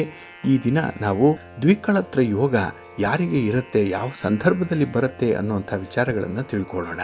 ಕೆಲವರಿಗೆ ಎರಡೆರಡು ಮದುವೆಗಳು ಆಗುವಂಥದ್ದು ಇದೆ. ಹಾಗಾಗಿ ದ್ವಿಕಳತ್ರ ಅಂದ್ರೆ ಎರಡು ವಿವಾಹ ಯೋಗ ಇರುವಂಥ ಸಂದರ್ಭಗಳು ಯಾವ್ಯಾವುದು ಅನ್ನುವಂಥದ್ದನ್ನು ನೋಡೋಣ. ಇಲ್ಲಿ ಚರ ರಾಶಿಗಳಲ್ಲಿ ಹಾಗೆ ದ್ವಿಸ್ವಭಾವ ರಾಶಿಗಳಲ್ಲಿ ಹೆಚ್ಚು ಗ್ರಹಗಳು ಸ್ಥಿತರಾಗಿದ್ರೆ ದ್ವಿಕಳತ್ರ ಯೋಗ ಪ್ರಾಪ್ತಿಯಾಗುತ್ತೆ. ಈಗಾಗಲೇ ನಾವು ನಿನ್ನೆಯ ಸಂಚಿಕೆಯಲ್ಲಿ ರಾಶಿಗಳ ಸ್ವಭಾವಗಳ ಬಗ್ಗೆ ಕೂಡ ಮಾಹಿತಿಗಳನ್ನು ನೋಡ್ತಾ ಇದ್ವಿ. ಇಲ್ಲಿ ಚರರಾಶಿಗಳು ಅಂತ ಹೇಳಿದ್ರೆ ಮೇಷ, ಕರ್ಕಾಟಕ, ತುಲಾ ಮತ್ತೆ ಮಕರ ಈ 4 ರಾಶಿಗಳೇನಾಗಿದೆ ಚರ ಸ್ವಭಾವದ ರಾಶಿಗಳಾಗಿರುತ್ತೆ. ಇಲ್ಲಿ ಹೆಚ್ಚು ಗ್ರಹಗಳು ಇರಬಾರ್ದು ಜಾತಕದಲ್ಲಿ ಅಥವಾ ಜನನದ ಸಮಯದಲ್ಲಿ. ನಾವು ಕುಂಡಲಿಯನ್ನು ಬರೆದಾಗ ಈ ಚರ ರಾಶಿಗಳಲ್ಲಿ ಮತ್ತೆ ದ್ವಿಸ್ವಭಾವ ರಾಶಿಗಳು ಅಂತ ಹೇಳಿದ್ರೆ ಇಲ್ಲಿ ಮಿಥುನ ಮತ್ತೆ ಕನ್ಯಾ ಹಾಗೆ ಧನಸ್ಸು ಮತ್ತೆ ಮೀನ ಈ 4 ರಾಶಿಗಳಲ್ಲಿ ಹೆಚ್ಚು ಗ್ರಹಗಳು ಸ್ಥಿತರಾಗಿದ್ರೆ ಅಲ್ಲಿ ದ್ವಿಕಳತ್ರ ಯೋಗ ಪ್ರಾಪ್ತಿಯಾಗತ್ತೆ ಅಂಥವ್ರಿಗೆ. ಇನ್ನು ಚರ ನವಾಂಶ ಹಾಗೆ ದ್ವಿಸ್ವಭಾವ ನವಾಂಶದಲ್ಲಿ ಬಹುಗ್ರಹ ಸ್ಥಿತರಾಗಿದ್ರೂ ಕೂಡ ದ್ವಿಕಳತ್ರ ಯೋಗ ಬರುತ್ತೆ. ಇಲ್ಲಿ ಸಪ್ತಮಾಧಿಪತಿ ಬಲಾಢ್ಯನಾಗಿ ಚರ ರಾಶಿಯಲ್ಲಿ ಅಥವಾ ದ್ವಿಸ್ವಭಾವ ರಾಶಿಯಲ್ಲಿ ಅಥವಾ ಅಂಶದಲ್ಲಿ ಸ್ಥಿತನಾಗಿದ್ರೂ ಕೂಡ ದ್ವಿಕಳತ್ರ ಯೋಗ ಇರುತ್ತೆ. ಇನ್ನು ನಾವು ಜಾತಕದಲ್ಲಿ 4ನೇ ಮನೆ ಮತ್ತೆ 12ನೇ ಮನೆಗಳೇನಿದೆ ಇದು ಏನಾದರೂ ಪೀಡಿತರಾಗಿದ್ರೆ ಅಥವಾ 4, 12ನೇ ಭಾವಗಳು ಪೀಡಿತರಾಗಿದ್ರೆ ದ್ವಿಕಳತ್ರ ಯೋಗ ಪ್ರಾಪ್ತಿಯಾಗುತ್ತೆ. ಇನ್ನು ಸಪ್ತಮಾಧಿಪತಿ ಏನಾದರೂ ದುಸ್ಥಾನದಲ್ಲಿ ಸ್ಥಿತನಾಗಿದ್ರೂ ಕೂಡ ದ್ವಿಕಳತ್ರ ಯೋಗ ಇರುತ್ತೆ. ಇನ್ನು ಲಗ್ನ ಸಪ್ತಮಗಳಲ್ಲಿ ಪಾಪಗ್ರಹಗಳೇ ಸ್ಥಿತರಾಗಿದ್ರೆ ದ್ವಿಕಳತ್ರ ಯೋಗ ಪ್ರಾಪ್ತಿಯಾಗುವಂಥದ್ದು. ಹಾಗೆ ಲಗ್ನ ಮತ್ತೆ ದ್ವಿತೀಯದಲ್ಲಿ ಪಾಪಗ್ರಹಗಳು ಸ್ಥಿತರಾಗಿ 7 ಮತ್ತು 8ರಲ್ಲಿ ಪಾಪಿಗಳಿಂದ ಪೀಡಿತರಾದ್ರೆ ದ್ವಿಕಳತ್ರ ಯೋಗ ಕೂಡ ಉಂಟಾಗುವಂಥದ್ದಿದೆ. ಹಾಗಾಗಿ ಯಾರಿಗೆ 2ನೇ ಮದುವೆಯ ಯೋಗ ಇದೆ ಅಂತ ಹೇಳಿದ್ರೆ ನಾವು ಕುಂಡಲಿಯಲ್ಲಿ ಈ ಒಂದು ವಿಚಾರಗಳನ್ನು ಗಮನಿಸಿ ಅವರಿಗೆ 2ನೇ ವಿವಾಹ ಯೋಗ ಇದೆಯೇ ಅನ್ನುವಂಥದ್ದನ್ನು ತಿಳಿಲಿಕ್ಕೆ ಸಾಧ್ಯವಾಗುತ್ತೆ. ಇನ್ನು ಇತ್ತೀಚಿನ ದಿನಗಳಲ್ಲಿ ಬಹಳ ಹೆಚ್ಚಾಗಿ ಕಾಣ್ತಾ ಇರುವಂಥದ್ದು ಪ್ರೇಮ ವಿವಾಹವನ್ನ. ಇಲ್ಲಿ ಪ್ರೇಮ ವಿವಾಹದಲ್ಲಿ ಯಾವುದೇ ರೀತಿಯ ಜಾತಕಗಳ ಹೊಂದಾಣಿಕೆ ಮಾಡಿಸುವಂಥದ್ದು ಇರಲ್ಲ. ಜೊತೆಗೆ ಹುಡುಗ ಹುಡುಗಿ ಇಬ್ಬರ ಮನಸ್ಸುಗಳು ಒಂದಾಗಿದ್ರೆ ಸಾಕು ಪ್ರೇಮ ವಿವಾಹ ಆಗುವಂಥ ಸಾಧ್ಯತೆಗಳು ಜಾಸ್ತಿ ಇರುತ್ತೆ. ಇಲ್ಲಿ ವಯಸ್ಸಿನ ನಿರ್ಬಂಧ ಇರಲ್ಲ, ಜಾತಿಯ ನಿರ್ಬಂಧ ಇರಲ್ಲ, ಯಾವುದೇ ರೀತಿಯ ಮೇಲು ಕೀಳು ಅನ್ನುವಂಥ ಭಾವ ಇಲ್ಲಿ ಬರಲ್ಲ. ಒಟ್ಟಾರೆ ಅವರು ಪ್ರೇಮ ವಿವಾಹವನ್ನು ಆಗುವಂಥದ್ದು. ಕೆಲವರು ಮನೆಯಲ್ಲಿರುವಂತಹ ಹಿರಿಯರಿಗೆ ತಿಳಿಸಿ ಪ್ರೇಮ ವಿವಾಹ ಆದ್ರೆ, ಕೆಲವರು ಮನೆಯಲ್ಲಿರುವಂತಹವರಿಗೆ ತಿಳಿಸದೆ ಎಲ್ಲೋ ಹೋಗಿ ಪ್ರೇಮ ವಿವಾಹ ಮಾಡಿಕೊಳ್ಳುವಂಥದ್ದು ಅಥವಾ ರಿಜಿಸ್ಟರ್ಡ್ ಮ್ಯಾರೇಜ್ ಅನ್ನು ಮಾಡಿಕೊಳ್ಳುವಂತಹ ಸಾಧ್ಯತೆಗಳು ಜಾಸ್ತಿ ಇರುತ್ತೆ. ಅಂತಹ ಸಂದರ್ಭ ಯಾವ್ಯಾವುದು ಅಂತ ಹೇಳಿದ್ರೆ, ಇಲ್ಲಿ ಅವರ ಜನ್ಮ ಕುಂಡಲಿಯನ್ನ ಗಮನಿಸಿದಾಗ 2, 5, 7, 11ನೇ ಭಾವಗಳು ಪ್ರೇಮ ವಿವಾಹವನ್ನ ಸೂಚಿಸುತ್ತೆ. ಇಲ್ಲಿ ಈ 2, 5, 7, 11ನೇ ಭಾವಾಧಿಪತಿಗಳು ಬಲಾಢ್ಯರಾಗ್ಲಿ ಅಥವಾ ಪರಿವರ್ತಿತರಾದಾಗ ಕೂಡ ಪ್ರೇಮ ವಿವಾಹ ಆಗುವಂಥದ್ದಿದೆ. ಇಲ್ಲಿ ವಕ್ರಗ್ರಹಗಳು ಪ್ರೇಮ ವಿವಾಹವನ್ನು ಉಂಟು ಮಾಡುತ್ತೆ. ಅದಕ್ಕಾಗಿಯೇ ಜಾತಕವನ್ನು ಪರಿಶೀಲನೆ ಮಾಡಿದಾಗ ಯಾವ ಯಾವ ಗ್ರಹಗಳು ವಕ್ರ ಚಲನೆಯನ್ನು ಹೊಂದಿದೆ ಅನ್ನುವಂಥ ವಿಚಾರವನ್ನು ಕೂಡ ನಾವು ತಿಳಿಸ್ತಾ ಇರ್ತೇವೆ. ಅಂಥ ಒಂದು ಸಂದರ್ಭದಲ್ಲಿ ಹೆಚ್ಚು ವಕ್ರಗ್ರಹಗಳೇನಾದರೂ ಇದ್ದರೆ ಜಾತಕದಲ್ಲಿ ಆಗ ಪ್ರೇಮ ವಿವಾಹ ಉಂಟಾಗುತ್ತೆ. ಇನ್ನು ವಕ್ರಗ್ರಹಗಳು ಶಕ್ತಿಯುತವಾಗಿ 2, 5, 7 ಮತ್ತು 11ರಲ್ಲಿದ್ದರೆ ಪ್ರೇಮ ವಿವಾಹ ಆಗುವಂಥದ್ದು ಇದೆ. ಇನ್ನು ಕುಜ, ಬುಧ, ಶುಕ್ರ, ರಾಹು ಇವರು ಪ್ರೀತಿ, ಪ್ರಣಯ ಇವರನ್ನ ಸೂಚಿಸುವಂತಹ ಗ್ರಹಗಳು. ಹಾಗಾಗಿ ರಾಹುವಿನದು ಅಗ್ರ ಪಾತ್ರ. ಯಾಕೆಂದರೆ ರಾಹು ಎಲ್ಲಿದ್ದಾನೋ ಅಲ್ಲಿ ಆಸೆ ಜಾಸ್ತಿ ಇರುತ್ತೆ, ಸೆಳೆತ ಜಾಸ್ತಿ ಇರುತ್ತೆ. ಹಾಗಾಗಿನೇ ಪರಸ್ಪರರ ಮನಸ್ಸು ಆಕರ್ಷಣೆಯಾಗುವಂಥದ್ದು ರಾಹುವಿನಿಂದ. ಅಂತಹ ಸಂದರ್ಭದಲ್ಲಿ ಕೂಡ ಅವರು ಪ್ರೇಮ ವಿವಾಹಕ್ಕೆ ಜಾರುವಂಥ ಸಾಧ್ಯತೆಗಳಿರುತ್ತೆ. ಇನ್ನು ರಾಹುವಿನ ಪ್ರಭಾವ ಏನಾದರೂ ಕುಜನ ಮೇಲೆ, ಶನಿಯ ಮೇಲೆ, ಚಂದ್ರನ ಮೇಲೆ, ಬುಧನ ಮೇಲೆ ಅಥವಾ ಶುಕ್ರನ ಮೇಲೆ ಇದ್ದಾಗಲೂ ಕೂಡ ಪ್ರೇಮ ವಿವಾಹ ಉಂಟಾಗುವಂಥದ್ದು ಇರುತ್ತೆ. ಹಾಗಾಗಿ ಬಹಳ ಮುಖ್ಯವಾಗಿ ಪ್ರೇಮ ವಿವಾಹದಲ್ಲಿ ನಾವು ರಾಹುವಿನ ಪಾತ್ರವನ್ನು ಮರಿಬಾರ್ದು. ಇನ್ನು ಕೆಲವರಿಗೆ ಅಪವಾದ ವಿವಾಹಗಳು ಆಗುವಂಥದ್ದು ಇದೆ. ಇಲ್ಲಿ ಅಪವಾದ ಅಂತ ಹೇಳಿದ್ರೆ ವಿವಾಹ ಆದರೂ ಕೂಡ ಆ ವಿವಾಹದ ಬಗ್ಗೆನೇ ಕೆಲವೊಂದು ಋಣಾತ್ಮಕವಾದಂತಹ ವಿಚಾರಗಳು ಬರ್ತಾ ಇರುತ್ತೆ. ಬಹಳ ನೆಗೆಟಿವ್ ಇಂಪ್ಯಾಕ್ಟ್ ಉಂಟು ಮಾಡುವಂಥದ್ದು ಈ ವಿವಾಹ. ಹಾಗಾಗಿ ಇಲ್ಲಿ 4 ಹಾಗೆ 12ನೇ ಭಾವಗಳೇನಿದೆ ಇದು ಅಪವಾದ ವಿವಾಹವನ್ನು ಸೂಚಿಸುವಂತಹ ಭಾವಗಳು. ಇಲ್ಲಿ ಕುಜ ಮತ್ತು ಶುಕ್ರನ ಪ್ರಭಾವದಿಂದ ಅಪವಾದ ವಿವಾಹಗಳು ಕೇಳಿ ಬರುತ್ತೆ. ಇಲ್ಲಿ 4 ಮತ್ತು 12ನೇ ಭಾವಗಳು ಬಲಹೀನರಾದಾಗ ಅಪವಾದ ವಿವಾಹಗಳು ಉಂಟಾಗುವಂಥದ್ದಿದೆ. ಇನ್ನು 7 ಮತ್ತು 12ನೇ ಭಾವಗಳಲ್ಲಿ ಕೇವಲ ಪಾಪಗ್ರಹಗಳು ಸ್ಥಿತರಾಗಿದ್ರೆ, ಪಾಪಗ್ರಹಗಳ ಸಂಬಂಧ ಏನಾದರೂ ಇದ್ರೆ ಆ ಒಂದು ಸಂದರ್ಭದಲ್ಲೂ ಕೂಡ ಅಪವಾದ ವಿವಾಹಗಳು ಉಂಟಾಗುತ್ತೆ. ಇನ್ನು ಜಾತಕದಲ್ಲಿ ಚಂದ್ರ ಏನಾದರೂ ಬಲಹೀನನಾಗಿದ್ರೆ ಅಪವಾದ ವಿವಾಹ ಉಂಟಾಗುವಂಥದ್ದಿದೆ. ಜೊತೆಗೆ ಬಾಧಕಾಧಿಪತಿಗಳ ಪಾತ್ರ ಬಲಾಢ್ಯವಾಗಿದ್ದಾಗ ಕೂಡ ಅಪವಾದ ವಿವಾಹಗಳು ಉಂಟಾಗುವಂಥದ್ದಿದೆ. ಹಾಗಾಗಿ ವಿವಾಹವನ್ನು ಶುಭ ಕಾಲದಲ್ಲಿ ಹಿರಿಯರೇ ನಿಶ್ಚಯಿಸಿ ಮಾಡಿದ್ರೂ ಕೂಡ ಕೆಲವೊಮ್ಮೆ ಅಪವಾದಗಳು ಉಂಟಾಗುವಂಥ ಸಾಧ್ಯತೆಗಳು ಈ ಸಂದರ್ಭದಲ್ಲಿ ಬರುತ್ತೆ. ಇನ್ನು ವಿವಾಹ ಆದ ಮೇಲೆ ವೈಧವ್ಯ ಯೋಗ ಬಹಳ ಬೇಗ ಪ್ರಾಪ್ತಿಯಾಗುವಂಥದ್ದಿದೆ. ಏಕೆಂದರೆ ಪತಿ ಪತ್ನಿಯರ ಆಯಸ್ಸನ್ನು ನಾವು ಹೆಚ್ಚಾಗಿ ಗಮನಿಸಲ್ಲ ಈ ಸಾಲವಳಿಯ ಸಂದರ್ಭದಲ್ಲಿ. ಆದರೆ ಬಹಳ ಬೇಗ ವೈಧವ್ಯ ಯೋಗ ಬರುವಂತಹ ಸಾಧ್ಯತೆಗಳು ಯಾವಾಗಿರುತ್ತೆ ಅಂತ ಹೇಳಿದ್ರೆ, ನಮಗೆ ರಾಹು ವೈಧವ್ಯ ಯೋಗವನ್ನು ಕೊಡುವಂಥವನು. ಹಾಗೆ ಕುಜ ಮತ್ತು ಶನಿಗಳು ವಿವಾಹ ಜೀವನವನ್ನು ಕೊಲ್ಲುವಂಥವ್ರು. ಹಾಗಾಗಿ ವಿವಾಹದಲ್ಲಿ ಸುಖ ಇಲ್ಲ, ಶಾಂತಿ ಇಲ್ಲ ಅಂತ ಹೇಳಿದ್ರೆ ಅಲ್ಲಿ ಕುಜ ಮತ್ತು ಶನಿಯ ಪಾತ್ರ ಬಹಳ ಮುಖ್ಯವಾಗಿರುತ್ತೆ. ಒಂದು ವೇಳೆ ಕುಜ ಶನಿ ಏನಾದರೂ ಒಟ್ಟಿಗೆ ಸ್ಥಿತರಾಗಿದ್ದರೆ, ಒಂದೇ ಮನೆಯಲ್ಲಿದ್ದರೆ, ಅವರ ದೃಷ್ಟಿ ಏನಾದರೂ ಸಪ್ತಮ ಭಾವಕ್ಕಿದ್ರೆ ಅಲ್ಲಿ ಈ ವಿವಾಹದಲ್ಲಿ ವೈಧವ್ಯ ಯೋಗ ಪ್ರಾಪ್ತಿಯಾಗುವಂಥ ಸಾಧ್ಯತೆಗಳು ಜಾಸ್ತಿ ಇರುತ್ತೆ. ಹಾಗಾಗಿ ಇಲ್ಲಿ ವೈಧವ್ಯ ಯೋಗಕ್ಕೆ ಕಾರಕ ಭಾವಗಳು ಅಂತ ಹೇಳಿದ್ರೆ 7 ಮತ್ತು 8. ಇನ್ನು ಕುಜ ಮತ್ತು ರಾಹು ಇವರ ಸಂಬಂಧ 1, 2, 7, 8 ಈ ಭಾವಗಳಿಗೆ ಉಂಟಾದಾಗ ಕೂಡ ವೈಧವ್ಯ ಯೋಗ ಪ್ರಾಪ್ತಿಯಾಗುತ್ತೆ. ಇನ್ನು ಷಷ್ಟಾಷ್ಟಕ ಯೋಗ ಇದ್ರೂ ಕೂಡ ವೈಧವ್ಯ ಯೋಗ ಇರುವಂಥದ್ದು. ಅಂದರೆ ಕುಜ ಮತ್ತು ರಾಹು 6ರಲ್ಲಿರಬಾರ್ದು ಅಥವಾ 8ರಲ್ಲಿ ಇರಬಾರ್ದು ಅನ್ನುವಂಥದ್ದು. ಇನ್ನು ದ್ವಿತೀಯದಲ್ಲಿ ಏನಾದರೂ ಶುಭ ಗ್ರಹವಿದ್ದರೆ ಸುಮಂಗಲಿ ಯೋಗ ಉಂಟಾಗುತ್ತೆ. ಈ ವೈಧವ್ಯ ಯೋಗಕ್ಕೆ ವಿರುದ್ಧವಾಗಿ ಸುಮಂಗಲಿ ಯೋಗ ಇರುವಂಥದ್ದು. ಹಾಗಾಗಿನೇ 2ನೇ ಮನೆಯಲ್ಲಿ ಹೆಚ್ಚು ಹೆಚ್ಚು ಶುಭ ಗ್ರಹಗಳು ಇರಬೇಕು ಅನ್ನುವಂಥ ವಿಚಾರ. ಇನ್ನು ನಾವು ಇತ್ತೀಚೆಗೆ ಗಮನಿಸ್ತಾ ಇರುವಂಥ ಇನ್ನೊಂದು ವಿದ್ಯಮಾನ ವಿವಾಹದಲ್ಲಿ ಅಂತ ಹೇಳಿದ್ರೆ ಅದು ವಿವಾಹ ವಿಚ್ಛೇದನ. ಬಹಳಷ್ಟು ವಿವಾಹಗಳು ಇಲ್ಲಿ ಫೇಲ್ಯೂರ್ ಆಗುವಂಥದ್ದು. ಪತಿ ಪತ್ನಿ ಇವರ ಮಧ್ಯೆ ಒಂದು ಅಂಡರ್ಸ್ಟ್ಯಾಂಡಿಂಗ್ ಇಲ್ಲದೆ ಇರುವಂಥದ್ದು. ಹಾಗಾಗಿ ವಿಚ್ಛೇದನಕ್ಕಾಗಿ ಕೋರ್ಟು ಕಚೇರಿಗಳ ಮೆಟ್ಟಿಲೇರುವಂಥ ಸಾಧ್ಯತೆಗಳು ಕೂಡ ತುಂಬ ಇರ್ತಾ ಇದೆ. ಯಾಕೆಂದ್ರೆ ಇಲ್ಲಿ ಜಾತಕವನ್ನು ಪರಿಶೀಲನೆ ಮಾಡದೆ ವಿವಾಹಕ್ಕೆ ಮುಂದುವರಿಯುವಂಥದ್ದಾಗಿದೆ. ಹಾಗಾಗಿ ವಿವಾಹ ವಿಚ್ಛೇದನಕ್ಕೆ ಮಾರಕರು ಯಾರ್ಯಾರು ಅಂತ ಹೇಳಿದ್ರೆ ರವಿ, ಶನಿ, ಕುಜ, ರಾಹು ಮತ್ತೆ ಕೇತು, ಹಾಗೆ ಸ್ವಲ್ಪ ಮಟ್ಟಿಗೆ ಬುಧ ಕೂಡ. ಇಲ್ಲಿ ಜಾತಕದಲ್ಲಿ ದುಃಖ ಸೂಚಕವಾದಂತಹ ಭಾವಗಳು ಅಂತ ಹೇಳಿದ್ರೆ 4, 7, 8 ಮತ್ತೆ 12ನೇ ಭಾವಗಳು. ಇಲ್ಲಿ ಜಾತಕದಲ್ಲಿ ಕುಜ ಮತ್ತೆ ಶುಕ್ರರೇನಾದರೂ ಪೀಡಿತರಾಗಿದ್ರೆ, ಬಲಹೀನತರಾಗಿದ್ರೆ ಸರ್ವೇ ಸಾಮಾನ್ಯವಾಗಿ ವೈವಾಹಿಕ ಜೀವನದಲ್ಲಿ ತೊಂದರೆಗಳನ್ನ ಎದುರಿಸಬೇಕಾಗತ್ತೆ. ಇಲ್ಲಿ ಕುಜ ಸ್ತ್ರೀಯರಿಗೆ ಕಳತ್ರಕಾರಕ, ಶುಕ್ರ ಪುರುಷರಿಗೆ ಕಳತ್ರಕಾರಕನಾಗಿರ್ತಾನೆ. ಹಾಗಾಗಿ ಇಲ್ಲಿ ಕುಜ ಮತ್ತೆ ಶುಕ್ರರು ಜಾತಕದಲ್ಲಿ ಬಲಿಷ್ಠರಾಗಿರ್ಬೇಕು. ಹಾಗೆ ಒಂದು ವೇಳೆ ಬಲಿಷ್ಠರಾಗಿಲ್ಲ ಅಂತ ಹೇಳಿದ್ರೆ ಅವರನ್ನ ಸ್ಟ್ರೆಂಥನ್ ಮಾಡಿಕೊಳ್ಳುವಂತಹ ಕೆಲವೊಂದು ಪರಿಹಾರಗಳನ್ನ ಮಾಡ್ಕೊಳ್ಬೇಕಾಗತ್ತೆ. ಇನ್ನು ರವಿ ಮತ್ತೆ ಶನಿ ಕೂಡ, ಜೊತೆಗೆ ರಾಹು ಕೂಡ ವಿವಾಹ ವಿಚ್ಛೇದನಕ್ಕೆ ಕಾರಕರಾಗಿರ್ತಾರೆ. ಹಾಗಾಗಿ ಇಲ್ಲಿ 1, 6 ಮತ್ತೆ 10ನೇ ಭಾವಗಳೇನಿದೆ ಅದು ವಿಚ್ಛೇದನವನ್ನ ಸೂಚಿಸುವಂತಹ ಭಾವಗಳು. ಇನ್ನು ಈ ಭಾವಗಳಲ್ಲಿ ವಿವಾಹದ ಮಾರಕರೇನಾದರೂ ಇದ್ರೆ, ವಿವಾಹ ಬಾಧಕರಿದ್ದರೆ ವಿಚ್ಛೇದನ ಉಂಟಾಗುವಂಥದ್ದು ಇದೆ. ಇನ್ನು 7 ಮತ್ತು 8ನೇ ಭಾವಗಳೇನಾದರೂ ತೊಂದರೆಗೆ ಒಳಪಟ್ಟಿದ್ರೂ ಕೂಡ ವಿಚ್ಛೇದನ ಆಗುತ್ತೆ. ಇನ್ನು ಲಗ್ನ ಮತ್ತೆ ಸಪ್ತಮಾಧಿಪತಿ ದುಸ್ಥಾನ ಸ್ಥಿತರಾಗಿದ್ರೂ ಕೂಡ ವಿವಾಹ ವಿಚ್ಛೇದನ ಉಂಟಾಗುವಂತಹ ಸಾಧ್ಯತೆ ಇರುತ್ತೆ. ಹಾಗಾಗಿ ನಾವು ಕುಂಡಲಿಯಲ್ಲಿ ಈ ಒಂದು ವಿಚಾರಗಳನ್ನ ಸೂಕ್ಷ್ಮವಾಗಿ ಗಮನಿಸಬೇಕಾಗತ್ತೆ. ಒಂದು ವೇಳೆ ಏನಾದರೂ ಕುಂಡಲಿಯಲ್ಲಿ ಇಂತಹ ಒಂದು ಮಾರಕ ಗ್ರಹಗಳ ಪ್ರಭಾವ ಜಾಸ್ತಿ ಇದ್ರೆ ಅದನ್ನ ನಾವು ಕಡಿಮೆ ಮಾಡಿಕೊಳ್ಳುವಂಥ ಒಂದು ಪ್ರಯತ್ನವನ್ನ ಮಾಡಬೇಕಾಗತ್ತೆ.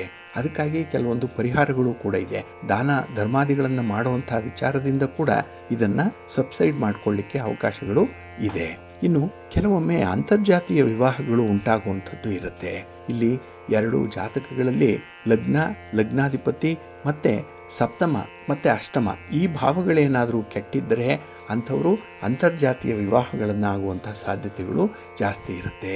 ಇನ್ನು 2 ಜಾತಕಗಳಲ್ಲಿ ಅಂದರೆ ಹುಡುಗ ಮತ್ತು ಹುಡುಗಿ ಇಬ್ಬರ ಜಾತಕದಲ್ಲಿ ಕಳತ್ರಕಾರಕನಾದಂತಹ ಶುಕ್ರನಿಗೆ ದುಸ್ಥಾನಗಳಲ್ಲಿ ಪಾಪಗ್ರಹಗಳೇನಾದರೂ ಇದ್ದರೆ ಅಥವಾ ಬಲಹೀನ ಗ್ರಹರಿಂದ ತೊಂದರೆಗಳಾಗ್ತಾ ಇದ್ರೂ ಕೂಡ ಅಂತರ್ಜಾತೀಯ ವಿವಾಹ ಆಗುವಂಥದ್ದಿದೆ.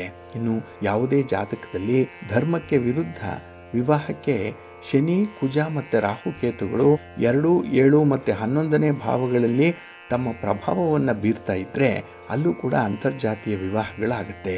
ಇನ್ನು ಲಗ್ನಕ್ಕೆ ಅಥವಾ ಜನ್ಮ ರಾಶಿಗೆ ಅಷ್ಟಮದಲ್ಲಿ 8ನೇ ಮನೆಯಲ್ಲಿ ರಾಹು, ಕೇತು, ಶನಿ, ಕುಜ ಏನಾದರೂ ಇದ್ದರೆ ಅಲ್ಲೂ ಕೂಡ ಅಂತರ್ಜಾತೀಯ ವಿವಾಹವನ್ನು ಅದು ಸೂಚಿಸುತ್ತೆ. ಯಾಕೆಂದರೆ 8ನೇ ಮನೆ ದುಸ್ಥಾನ ಅದು. ಹಾಗಾಗಿ ಜಾತಕದಲ್ಲಿ ನಾವು ವಿವಾಹ ಯೋಗವನ್ನು 7ನೇ ಮನೆಯಿಂದ ಹೇಗೆ ನೋಡ್ತೇವೆಯೋ ಅದೇ ರೀತಿಯಲ್ಲಿ 8ನೇ ಮನೆ ಕೂಡ ಬಹಳ ಮುಖ್ಯ. ಇಲ್ಲಿ 8ನೇ ಮನೆಯಲ್ಲಿ ವಿಶೇಷವಾಗಿ ರಾಹು, ಕೇತು, ಶನಿ ಅಥವಾ ಕುಜ ಏನಾದರೂ ಸ್ಥಿತರಾಗಿದ್ದರೆ ಅಂತರ್ಜಾತೀಯ ವಿವಾಹ ಆಗಿರುತ್ತೆ. ಹಾಗಾಗಿ ಅಂಥವರು ವಿಶೇಷವಾಗಿ ಸಮಾಜದ ಕೆಂಗಣ್ಣಿಗೆ ಗುರಿಯಾಗಬೇಕಾಗತ್ತೆ. ಸಮಾಜವನ್ನು, ತಮ್ಮ ಸ್ವಂತ ಕುಟುಂಬವನ್ನು ಕೂಡ ಅವರು ಎದುರು ಹಾಕಿಕೊಳ್ಳುವಂಥ ಒಂದು ಪ್ರಸಂಗ ಕೂಡ ಬರುವಂಥದ್ದಿದೆ. ಇತ್ತೀಚಿನ ದಿನಗಳಲ್ಲಿ ಅಂತರ್ಜಾತೀಯ ವಿವಾಹಗಳು ಹಿರಿಯರ ಒಪ್ಪಿಗೆಯ ಮೂಲಕನೇ ನಡೀತಾ ಇರುವುದು. ಆದರೂ ಕೂಡ ಅವರು ಹೊಂದಾಣಿಕೆ ಮಾಡಿಕೊಳ್ಳುವಂಥದ್ದು ಬಹಳ ಕಷ್ಟಕರವಾಗುವಂಥ ಸಂದರ್ಭದಲ್ಲಿರುತ್ತೆ.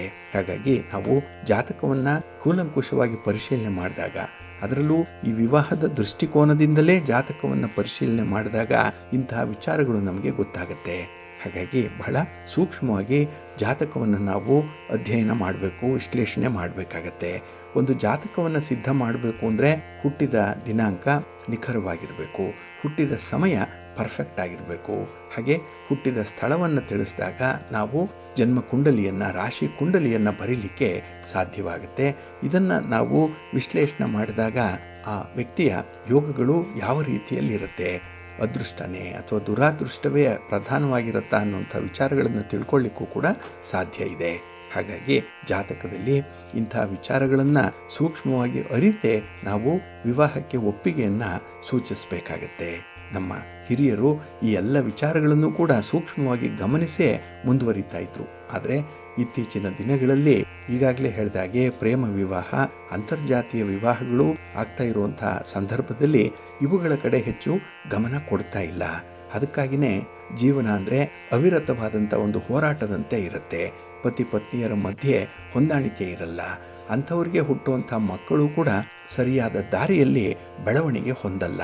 ಅವರು ಕೂಡ ಸಮಾಜ ಘಾತಕರಾಗಿ ಪರಿವರ್ತನೆ ಆಗುವಂಥ ಸಾಧ್ಯತೆಗಳಿರುತ್ತೆ. ಹಾಗಾಗಿ ಒಂದು ಸಣ್ಣ ವಿಚಾರ, ವಿವಾಹ ಅನ್ನುವಂಥದ್ದು ಎಷ್ಟೆಲ್ಲ ಅನರ್ಥಗಳಿಗೆ ಕಾರಣವಾಗುತ್ತೆ ಅನ್ನುವಂಥ ಅಂಶಗಳನ್ನು ಗಮನಿಸಬೇಕು. ಅದಕ್ಕಾಗಿ ಜ್ಯೋತಿಷ್ಯ ಶಾಸ್ತ್ರ ಇಂತಹ ವಿಚಾರಗಳಲ್ಲಿ ಸಾಕಷ್ಟು ಬೆಳಕನ್ನು ಚೆಲ್ತಾ ಇದೆ. ಇದನ್ನು ನೀವು ನಂಬಿಕೆ ಇದ್ದರೆ ಅನುಸರಣೆ ಮಾಡೋದ್ರಿಂದ ಮುಂದೆ ಆಗುವಂಥ ಅನಾಹುತಗಳನ್ನು, ಅವಘಡಗಳನ್ನು ತಡಿಲಿಕ್ಕೆ ಸಾಧ್ಯವಾಗುತ್ತೆ. ಇದು ನಿಮಗೆ ಒಳ್ಳೆಯ ಫಲವನ್ನು ತರುತ್ತೆ. ಈ ಪ್ರಯತ್ನ ಸಮಾಜದಲ್ಲಿ ಮುಂದುವರಿಲಿ, ಒಳ್ಳೆಯದಾಗುತ್ತೆ. ಪ್ರೀತಿಯ ಬಂಧುಗಳೇ, ಇನ್ನು ಮುಂದೆ ದ್ವಾದಶ ರಾಶಿಯವರ ಗೋಚಾರ ಫಲಗಳು ಹೇಗಿವೆ ನೋಡೋಣ ಬನ್ನಿ. ಮೊದಲಿಗೆ ಮೇಷರಾಶಿ. ಮೇಷರಾಶಿಯವರಿಗೆ ಈ ದಿನ ಚತುರ್ಥದಲ್ಲಿ ಚಂದ್ರ ಇರುವಂಥ ದಿನ. ಅದಕ್ಕಾಗಿಯೇ ಈ ದಿನದ ಕೆಲಸ ಕಾರ್ಯಗಳಲ್ಲಿ ನಿಮಗೆ ಮಧ್ಯಮ ಫಲಗಳಿರುವಂಥ ಸಂದರ್ಭ ಇದೆ. ಹಾಗೆ ಈ ದಿನ ಗ್ರಹಗತಿಗಳು ಕೂಡ ನಿಮಗೆ ಸ್ವಲ್ಪ ವಿಮುಖವಾಗಿರುವಂಥದ್ದು, ಅಂದರೆ ಅಷ್ಟೊಂದು ಫೇವರಬಲ್ ಆಗಿರುವಂಥ ಗ್ರಹಗಳು ಈ ದಿನ ನಿಮ್ಮ ಪರವಾಗಿಲ್ಲ. ಅದಕ್ಕಾಗಿಯೇ ಒಂದು ಸಣ್ಣ ಕೆಲಸವನ್ನು ಮಾಡಲಿಕ್ಕೂ ಕೂಡ ಹೆಚ್ಚು ಸಮಯವನ್ನು ತೆಗೆದುಕೊಳ್ಳುವಂಥ ಸಾಧ್ಯತೆ ಇರುತ್ತೆ. ಜೊತೆಗೆ ಶ್ರಮ ಕೂಡ ಹೆಚ್ಚು ಬೇಕಾಗುತ್ತೆ. ಹಾಗಾಗಿ ಒಂದು ದಿನದಲ್ಲಿ ಮಾಡುವಂಥ ಕೆಲಸವನ್ನು ನೀವು 5 ದಿನಗಳಲ್ಲಿ ಪೂರೈಸುವಂಥ ಸಂದರ್ಭಗಳು ಒದಗಿ ಬರುವಂಥದ್ದು. ಅದಕ್ಕಾಗಿಯೇ ಈ ದಿನ ನಿಮ್ಮ ಕೆಲಸಗಳು, ಅದರಿಂದ ಬರುವಂಥ ಫಲಿತಾಂಶಗಳು ತುಂಬ ತಡ ಆಗುತ್ತೆ.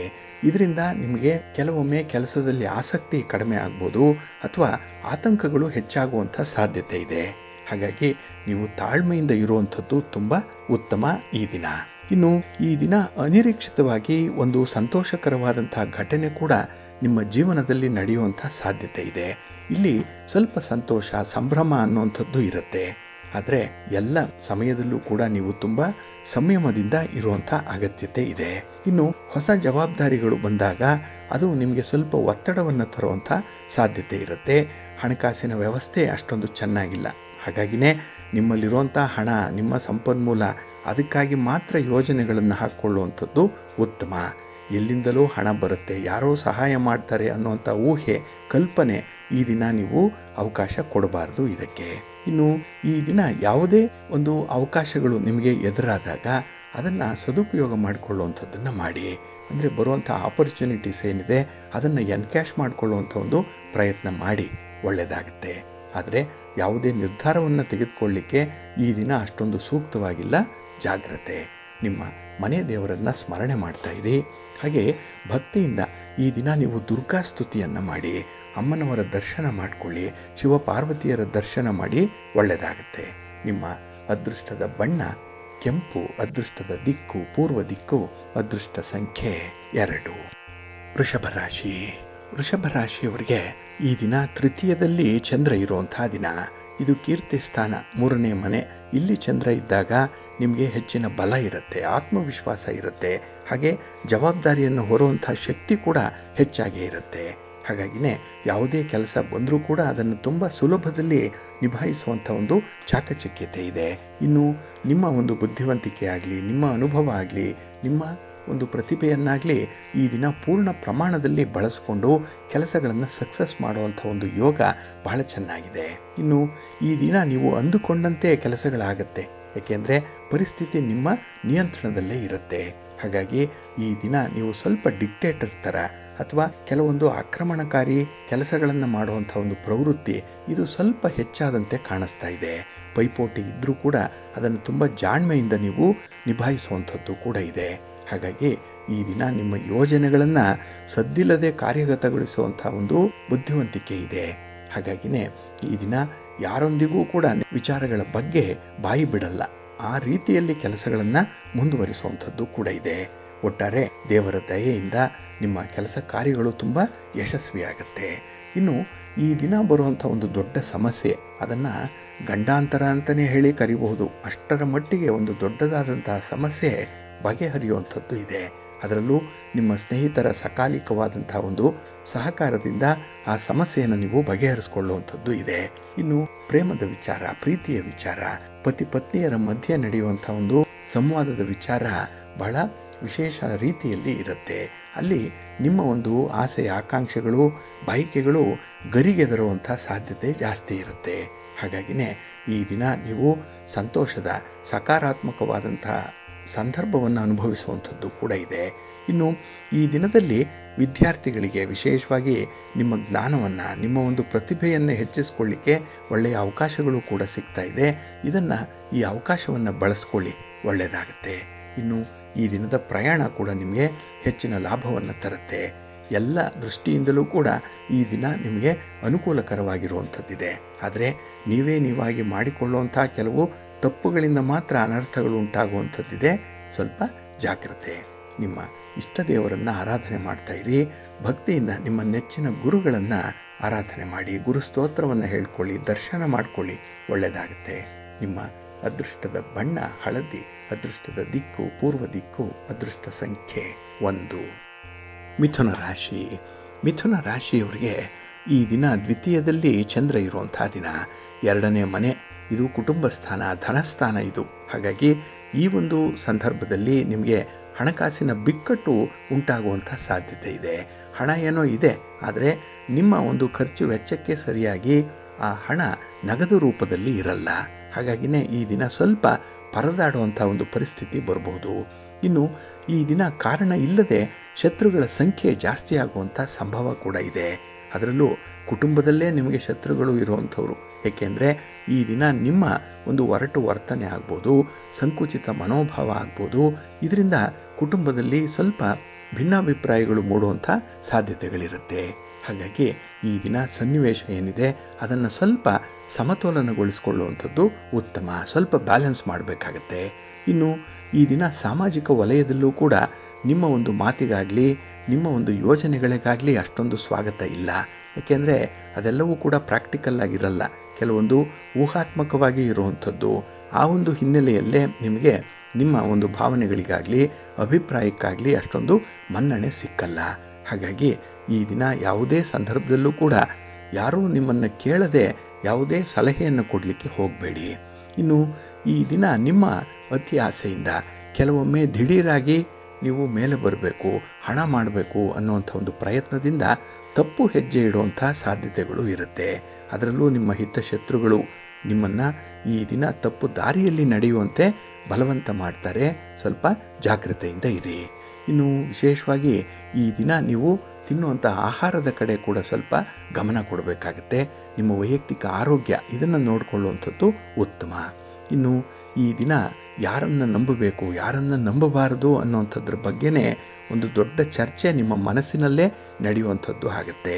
ಹಾಗಾಗಿ ಈ ದಿನ ವ್ಯಕ್ತಿಗಳ ಮಧ್ಯದಲ್ಲಿ ನಡೆಯುವಂಥ ಈ ಒಂದು ದ್ವಂದ್ವತೆ ಏನಿದೆ ಅದು ವಿಪರೀತ ಮಟ್ಟದಲ್ಲೇ ಇರುತ್ತೆ. ಅದಕ್ಕಾಗಿಯೇ ಈ ದಿನ ಆದಷ್ಟು ಕೆಲಸಗಳನ್ನು ಕಡಿಮೆ ಮಾಡಿ, ಯಾರು ನಿಮಗೆ ಹಿತರು, ಯಾರಿಂದ ಅನುಕೂಲ ಆಗುತ್ತೆ, ಯಾರು ನಿಮಗೆ ಸಪೋರ್ಟಿವ್ ಆಗಿರ್ತಾರೆ ಅಂಥ ವಿಚಾರಗಳನ್ನು ಈ ದಿನ ನಿಷ್ಕರ್ಷೆ ಮಾಡಿಕೊಳ್ಳುವಂಥದ್ದು ಉತ್ತಮ. ನಿಮ್ಮ ಮನೆ ದೇವರನ್ನು ಸ್ಮರಣೆ ಮಾಡ್ತಾ ಇರಿ. ಮಹಾಗಣಪತಿಯನ್ನು ಆರಾಧನೆ ಮಾಡಿ, ಗಣಪತಿಯ ಸ್ತೋತ್ರವನ್ನು ಹೇಳ್ಕೊಳ್ಳಿ, ಒಳ್ಳೆಯದಾಗುತ್ತೆ. ನಿಮ್ಮ ಅದೃಷ್ಟದ ಬಣ್ಣ ಗುಲಾಬಿ, ಅದೃಷ್ಟದ ದಿಕ್ಕು ಈಶಾನ್ಯ ದಿಕ್ಕು, ಅದೃಷ್ಟ ಸಂಖ್ಯೆ 9. ಕರ್ಕಾಟಕ ರಾಶಿ. ಕರ್ಕಾಟಕ ರಾಶಿಯವರಿಗೆ ಈ ದಿನ ನಿಮ್ಮ ರಾಶಿಯ ಅಧಿಪತಿಯಾದಂತಹ ಚಂದ್ರ ನಿಮ್ಮ ರಾಶಿಯಲ್ಲೇ ಇದ್ದಾನೆ, ಸ್ವರಾಶಿಯಲ್ಲಿ ಚಂದ್ರ ಇದ್ದಾನೆ. ಇದರಿಂದ ನಿಮಗೆ ಕಾರ್ಯಸಿದ್ಧಿ ಉಂಟಾಗುವಂಥದ್ದು ಇದೆ. ಏಕೆಂದರೆ ಮನಸ್ಸಿಗೆ ಈ ದಿನ ಯಾವುದು ಸರಿ ಯಾವುದು ತಪ್ಪು ಅನ್ನುವಂಥ ವಿಚಾರ ಬಹಳ ಬೇಗ ಅರ್ಥ ಆಗುತ್ತೆ. ಹಾಗೆ ಅನುಕೂಲಕರವಾಗುವಂಥ ಕೆಲಸ ಕಾರ್ಯಗಳನ್ನೇ ಆಯ್ಕೆ ಮಾಡಿಕೊಳ್ಳುವಂಥದ್ದು, ಲಾಭದಾಯಕವಾದಂಥ ಒಂದು ವ್ಯಾಪಾರದ ದಾರಿಯನ್ನೇ ಈ ದಿನ ಹಿಡಿಯುವಂಥ ಸಾಧ್ಯತೆ ತುಂಬ ಇರುತ್ತೆ. ಹಾಗಾಗಿನೇ ಈ ದಿನ ನಿಮ್ಮ ಉದ್ದೇಶ ಏನಿದೆ, ನಿಮ್ಮ ಗುರಿ ಏನಿದೆ ಅದನ್ನು ಈಡೇರಿಸಿಕೊಳ್ಳಿಕ್ಕೆ ಒಳ್ಳೆಯ ಅವಕಾಶಗಳು ಸಿಕ್ಕತ್ತೆ. ಅದನ್ನು ಬಹಳ ಚೆನ್ನಾಗಿ ಬಳಸ್ಕೊಳ್ತೀರಿ. ಇನ್ನು ಸಾಮಾಜಿಕ ವಲಯದಲ್ಲಿ ನಿಮ್ಮ ಪ್ರಯತ್ನಕ್ಕೆ ಯಾವತ್ತೂ ಕೂಡ ಸ್ವಾಗತ ಇದ್ದೇ ಇರುತ್ತೆ. ಇನ್ನು ವಿಶೇಷವಾಗಿ ಆದಾಯ ಉತ್ತಮವಾಗುವಂಥ ಸಾಧ್ಯತೆ ಇರೋದರಿಂದ ಸ್ವಲ್ಪ ಉಳಿತಾಯ ಮಾಡುವಂಥ ಒಂದು ಪ್ರವೃತ್ತಿ, ಇನ್ವೆಸ್ಟ್ಮೆಂಟ್ ಮಾಡುವಂಥ ಒಂದು ಪ್ರವೃತ್ತಿ ಕೂಡ ಈ ದಿನ ಸ್ವಲ್ಪ ಹೆಚ್ಚಿನ ಪ್ರಮಾಣದಲ್ಲೇ ಇರುತ್ತೆ. ಇನ್ನು ಈ ದಿನದಲ್ಲಿ ಬೇರೆಯವರು ಮಾಡಿದಂಥ ತಪ್ಪನ್ನು ತೋರಿಸಲಿಕ್ಕೆ ಅಷ್ಟೊಂದು ಒಳ್ಳೆಯ ಸಮಯ ಅಲ್ಲ. ಹಾಗಾಗಿ ಬೇರೆಯವರ ಬಗ್ಗೆ, ಅವರ ದೋಷಗಳ ಬಗ್ಗೆ, ಅವರ ತಪ್ಪುಗಳ ಬಗ್ಗೆ ನೀವು ಈ ದಿನ ಮೂಗು ತೂರಿಸುವಂಥದ್ದನ್ನು ಆದಷ್ಟು ಅವಾಯ್ಡ್ ಮಾಡ್ಕೊಳ್ಳಿ. ಇನ್ನು ಕಾರ್ಯ ಸಾಧನೆ ಮಾಡಲಿಕ್ಕೆ ನಿಮ್ಮಲ್ಲಿರುವಂಥ ಸಾಮರ್ಥ್ಯಗಳನ್ನು, ನಿಮ್ಮ ಶಕ್ತಿಯನ್ನು, ನಿಮ್ಮ ಸಂಪನ್ಮೂಲಗಳನ್ನು ಒಗ್ಗೂಡಿಸಿಕೊಂಡು ಮುಂದುವರಿಯುವಂಥದ್ದು ಉತ್ತಮ. ಇನ್ನು ಈ ದಿನ ಗಣ್ಯ ವ್ಯಕ್ತಿಗಳ ಒಂದು ಸಹವಾಸ ಕೂಡ ಲಭ್ಯವಾಗುತ್ತೆ. ಅವರ ಸಹಕಾರ, ಅವರ ಸಲಹೆ, ಮಾರ್ಗದರ್ಶನ ಅದನ್ನು ಪಡ್ಕೊಳ್ಳುವಂಥ ಅವಕಾಶಗಳು ಕೂಡ ಈ ದಿನ ಇದೆ. ಇನ್ನು ಮನೆ ಮಂದಿಯ ಜೊತೆಯಲ್ಲಿ ಸಂತೋಷದ ಒಂದು ಸಮಯವನ್ನು ಕಳೆಯುವಂಥದ್ದು ಇದೆ. ಸಣ್ಣ ಮಟ್ಟದಲ್ಲಿ ಒಂದು ಪ್ರವಾಸದ ಭಾಗ್ಯ ಕೂಡ ನಿಮಗೆ ಒದಗಿ ಬರುತ್ತೆ. ಒಟ್ಟಾರೆ ಈ ದಿನ ನಿಮಗೆ ಸೌಭಾಗ್ಯದ ದಿನ ಅಂತಲೇ ಹೇಳ್ಬೋದು. ಏಕೆಂದರೆ ನಿಮ್ಮ ಬಯಕೆಗಳನ್ನು ಈಡೇರಿಸಿಕೊಳ್ಳುವುದರ ಜೊತೆಗೆ ನಿಮ್ಮ ಕೆಲಸ ಕಾರ್ಯಗಳನ್ನು ಯಾವ ರೀತಿಯಲ್ಲಿ ದಡ ತಲುಪಿಸಬೇಕು ಅನ್ನುವಂಥ ಅನುಭವ ಕೂಡ ಬಹಳ ಪ್ರಧಾನವಾಗಿ ಇರುತ್ತೆ. ಇನ್ನು ಈ ದಿನ ಖರ್ಚು ಮೀರದಂತೆ ಮಾತ್ರ ಸ್ವಲ್ಪ ಜಾಗ್ರತೆ ವಹಿಸುವಂಥದ್ದು ಉತ್ತಮ. ನಿಮ್ಮ ಮನೆ ದೇವರನ್ನು ಸ್ಮರಣೆ ಮಾಡಿಕೊಳ್ಳಿ, ಮಹಾಲಕ್ಷ್ಮಿಯನ್ನು ಆರಾಧನೆ ಮಾಡಿ, ಮಹಾವಿಷ್ಣುವನ್ನು ಪ್ರಾರ್ಥನೆ ಮಾಡಿಕೊಳ್ಳಿ, ಸ್ತೋತ್ರ ಹೇಳ್ಕೊಳ್ಳಿ, ದರ್ಶನ ಮಾಡ್ಕೊಳ್ಳಿ, ಒಳ್ಳೆಯದಾಗತ್ತೆ. ನಿಮ್ಮ ಅದೃಷ್ಟದ ಬಣ್ಣ ಗುಲಾಬಿ, ಅದೃಷ್ಟದ ದಿಕ್ಕು ಪೂರ್ವ ದಿಕ್ಕು, ಅದೃಷ್ಟ ಸಂಖ್ಯೆ 1. ಸಿಂಹರಾಶಿ. ಸಿಂಹರಾಶಿಯವರಿಗೆ ಈ ದಿನ 12ರಲ್ಲಿ ಚಂದ್ರ, ವ್ಯಯಸ್ಥಾನದಲ್ಲಿ ಚಂದ್ರ. ಹಾಗಾಗಿ ಈ ದಿನ ನಿಮಗೆ ಮಿಶ್ರ ಫಲಗಳಿರುವಂಥ ದಿನ. ಯಾಕೆಂದರೆ ಕೆಲವೊಂದು ವಿಚಾರಗಳಲ್ಲಿ ತುಂಬ ಶ್ರಮ ಪಡ್ತೀರಿ, ತುಂಬ ಪ್ರಯತ್ನ ಪಡ್ತೀರಿ, ಆದರೆ ಪ್ರಯತ್ನಕ್ಕೆ ತಕ್ಕ ಫಲ ಈ ದಿನ ಸಿಕ್ಕಲ್ಲ. ಹಾಗೆ ಈ ದಿನ ನಿಮ್ಮ ಒಂದು ಪ್ರತಿಭೆ ಆಗಲಿ, ನಿಮ್ಮ ಸಾಹಸ ಆಗಲಿ ಎಲ್ಲೂ ಕೂಡ ಹೈಲೈಟ್ ಆಗಲ್ಲ. ಹಾಗಾಗಿ ಸಾಧಾರಣದಲ್ಲಿ ಸಾಧಾರಣ ದಿನವಾಗಿಯೇ ಕಳೆದು ಹೋಗುತ್ತೆ ಈ ದಿನ. ಹಾಗಾಗಿ ಯಾರೂ ರೆಕಗ್ನಿಷನ್ ಸಿಗಬೇಕು ಅಂತ ಮಾಡ್ತೀರಿ, ಯಾರೂ ನಿಮ್ಮ ಕೆಲಸ ಕಾರ್ಯಗಳ ವೈಖರಿ ಏನಿದೆ ಅದನ್ನು ನಿಮ್ಮ ಮೇಲಧಿಕಾರಿಗಳಾಗಲಿ ಸಹೋದ್ಯೋಗಿಗಳಾಗಲಿ ಹೊಗಳಲಿ ಅಂತ ಹೇಳಿ ಕೆಲಸ ಮಾಡ್ತೀರಿ. ಅಂಥವ್ರಿಗೆ ಈ ದಿನ ಎಲ್ಲೂ ಕೂಡ ಒಂದು ಗುರುತು ಇರಲ್ಲ, ರೆಕಗ್ನಿಷನ್ ಇರಲ್ಲ. ಹಾಗಾಗಿನೇ ಈ ದಿನ ನಿಮಗೆ ಸ್ವಲ್ಪ ನಿರಾಸೆಯ ದಿನ ಆಗಿರುತ್ತೆ. ಇನ್ನು ಈ ದಿನ ಅತಿಯಾದಂಥ ಭಾವನಾತ್ಮಕ ಬೆಳವಣಿಗೆಗಳು ಕೂಡ ಇರುವಂಥದ್ದು. ಪ್ರೀತಿ ಪ್ರೇಮದ ವಿಚಾರದಲ್ಲಿ ಈ ದಿನ ನಿಮ್ಮ ಉತ್ಕಟತೆ ಹೆಚ್ಚಾಗೇ ಇರುತ್ತೆ. ಆ ಒಂದು ಸಂದರ್ಭದಲ್ಲೇ ನಿಮಗೆ ಕೇಡು ಉಂಟಾಗುವಂಥ ಸಾಧ್ಯತೆ ಇದೆ. ಏಕೆಂದರೆ ಎಲ್ಲಿ ಅತಿ ಆಸೆಯನ್ನು ಇಟ್ಕೊಂಡಿದ್ದೀರಿ ಅಲ್ಲಿ ನಿರಾಸೆ ಉಂಟಾಗುವಂಥದ್ದು ಇರುತ್ತೆ. ಇನ್ನು ಅನಿರೀಕ್ಷಿತವಾಗಿ ಖರ್ಚುಗಳು ಬಂದೊದಗುವಂಥ ದಿನ. ಇದರಿಂದ ಹಣಕಾಸಿನ ವಿಚಾರದಲ್ಲಿ ಸ್ವಲ್ಪ ಹೆಣಗಾಟ ಅನ್ನುವಂಥದ್ದು ಇರುತ್ತೆ.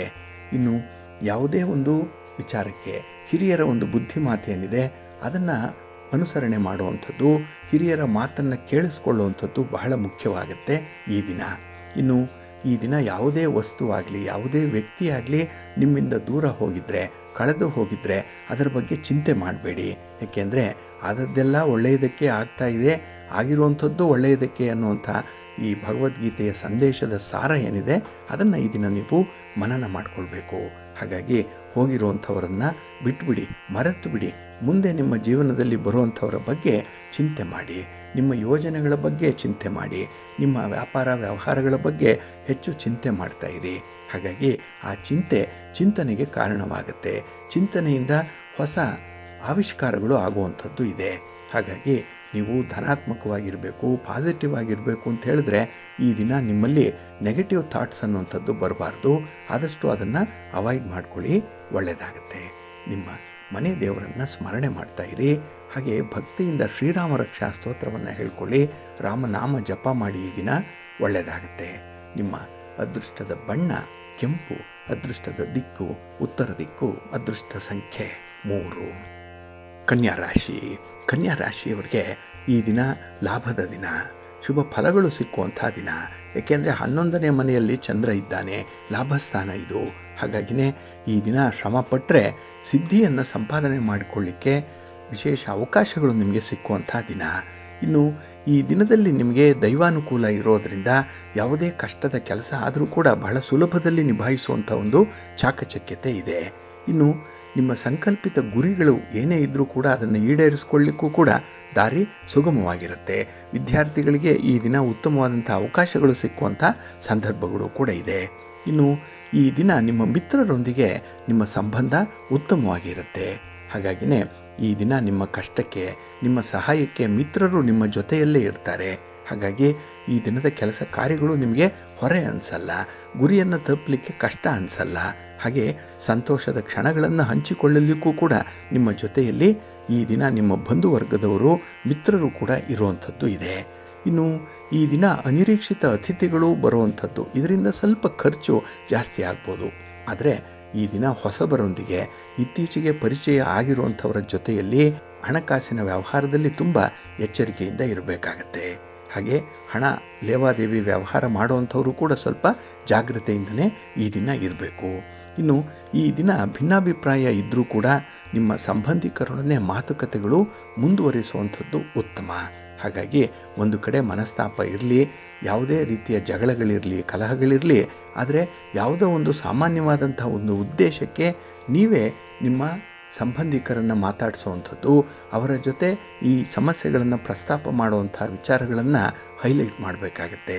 ನೀವೇ ಒಂದು ಮೊದಲ ಹೆಜ್ಜೆಯನ್ನು ಇಟ್ಟು ಸಮಸ್ಯೆಗಳನ್ನು ಪರಿಹಾರ ಮಾಡಿಕೊಳ್ಬೇಕಾಗತ್ತೆ. ಅಷ್ಟರ ಮಟ್ಟಿಗೆ ಈ ದಿನ ನಿಮ್ಮ ಒಂದು ನಾಯಕತ್ವದ ಸ್ವಭಾವವನ್ನು ಬೆಳೆಸ್ಕೊಳ್ಳಿ, ಒಳ್ಳೆಯದಾಗತ್ತೆ. ಇನ್ನು ಈ ದಿನ ಸ್ಥಿರಾಸ್ತಿಯ ವಿಚಾರದಲ್ಲೂ ಕೂಡ ನಿಮ್ಮ ವ್ಯವಹಾರ ಪರ್ಫೆಕ್ಟ್ ಆಗಿರುತ್ತೆ. ಅಲ್ಲೂ ಕೂಡ ಲಾಭ ಇದೆ, ಅನುಕೂಲ ಇದೆ.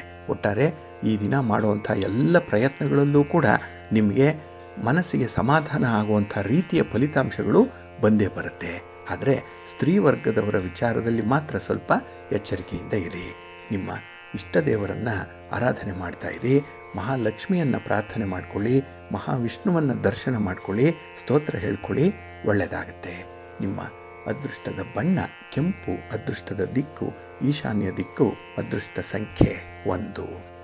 ತುಲಾರಾಶಿ.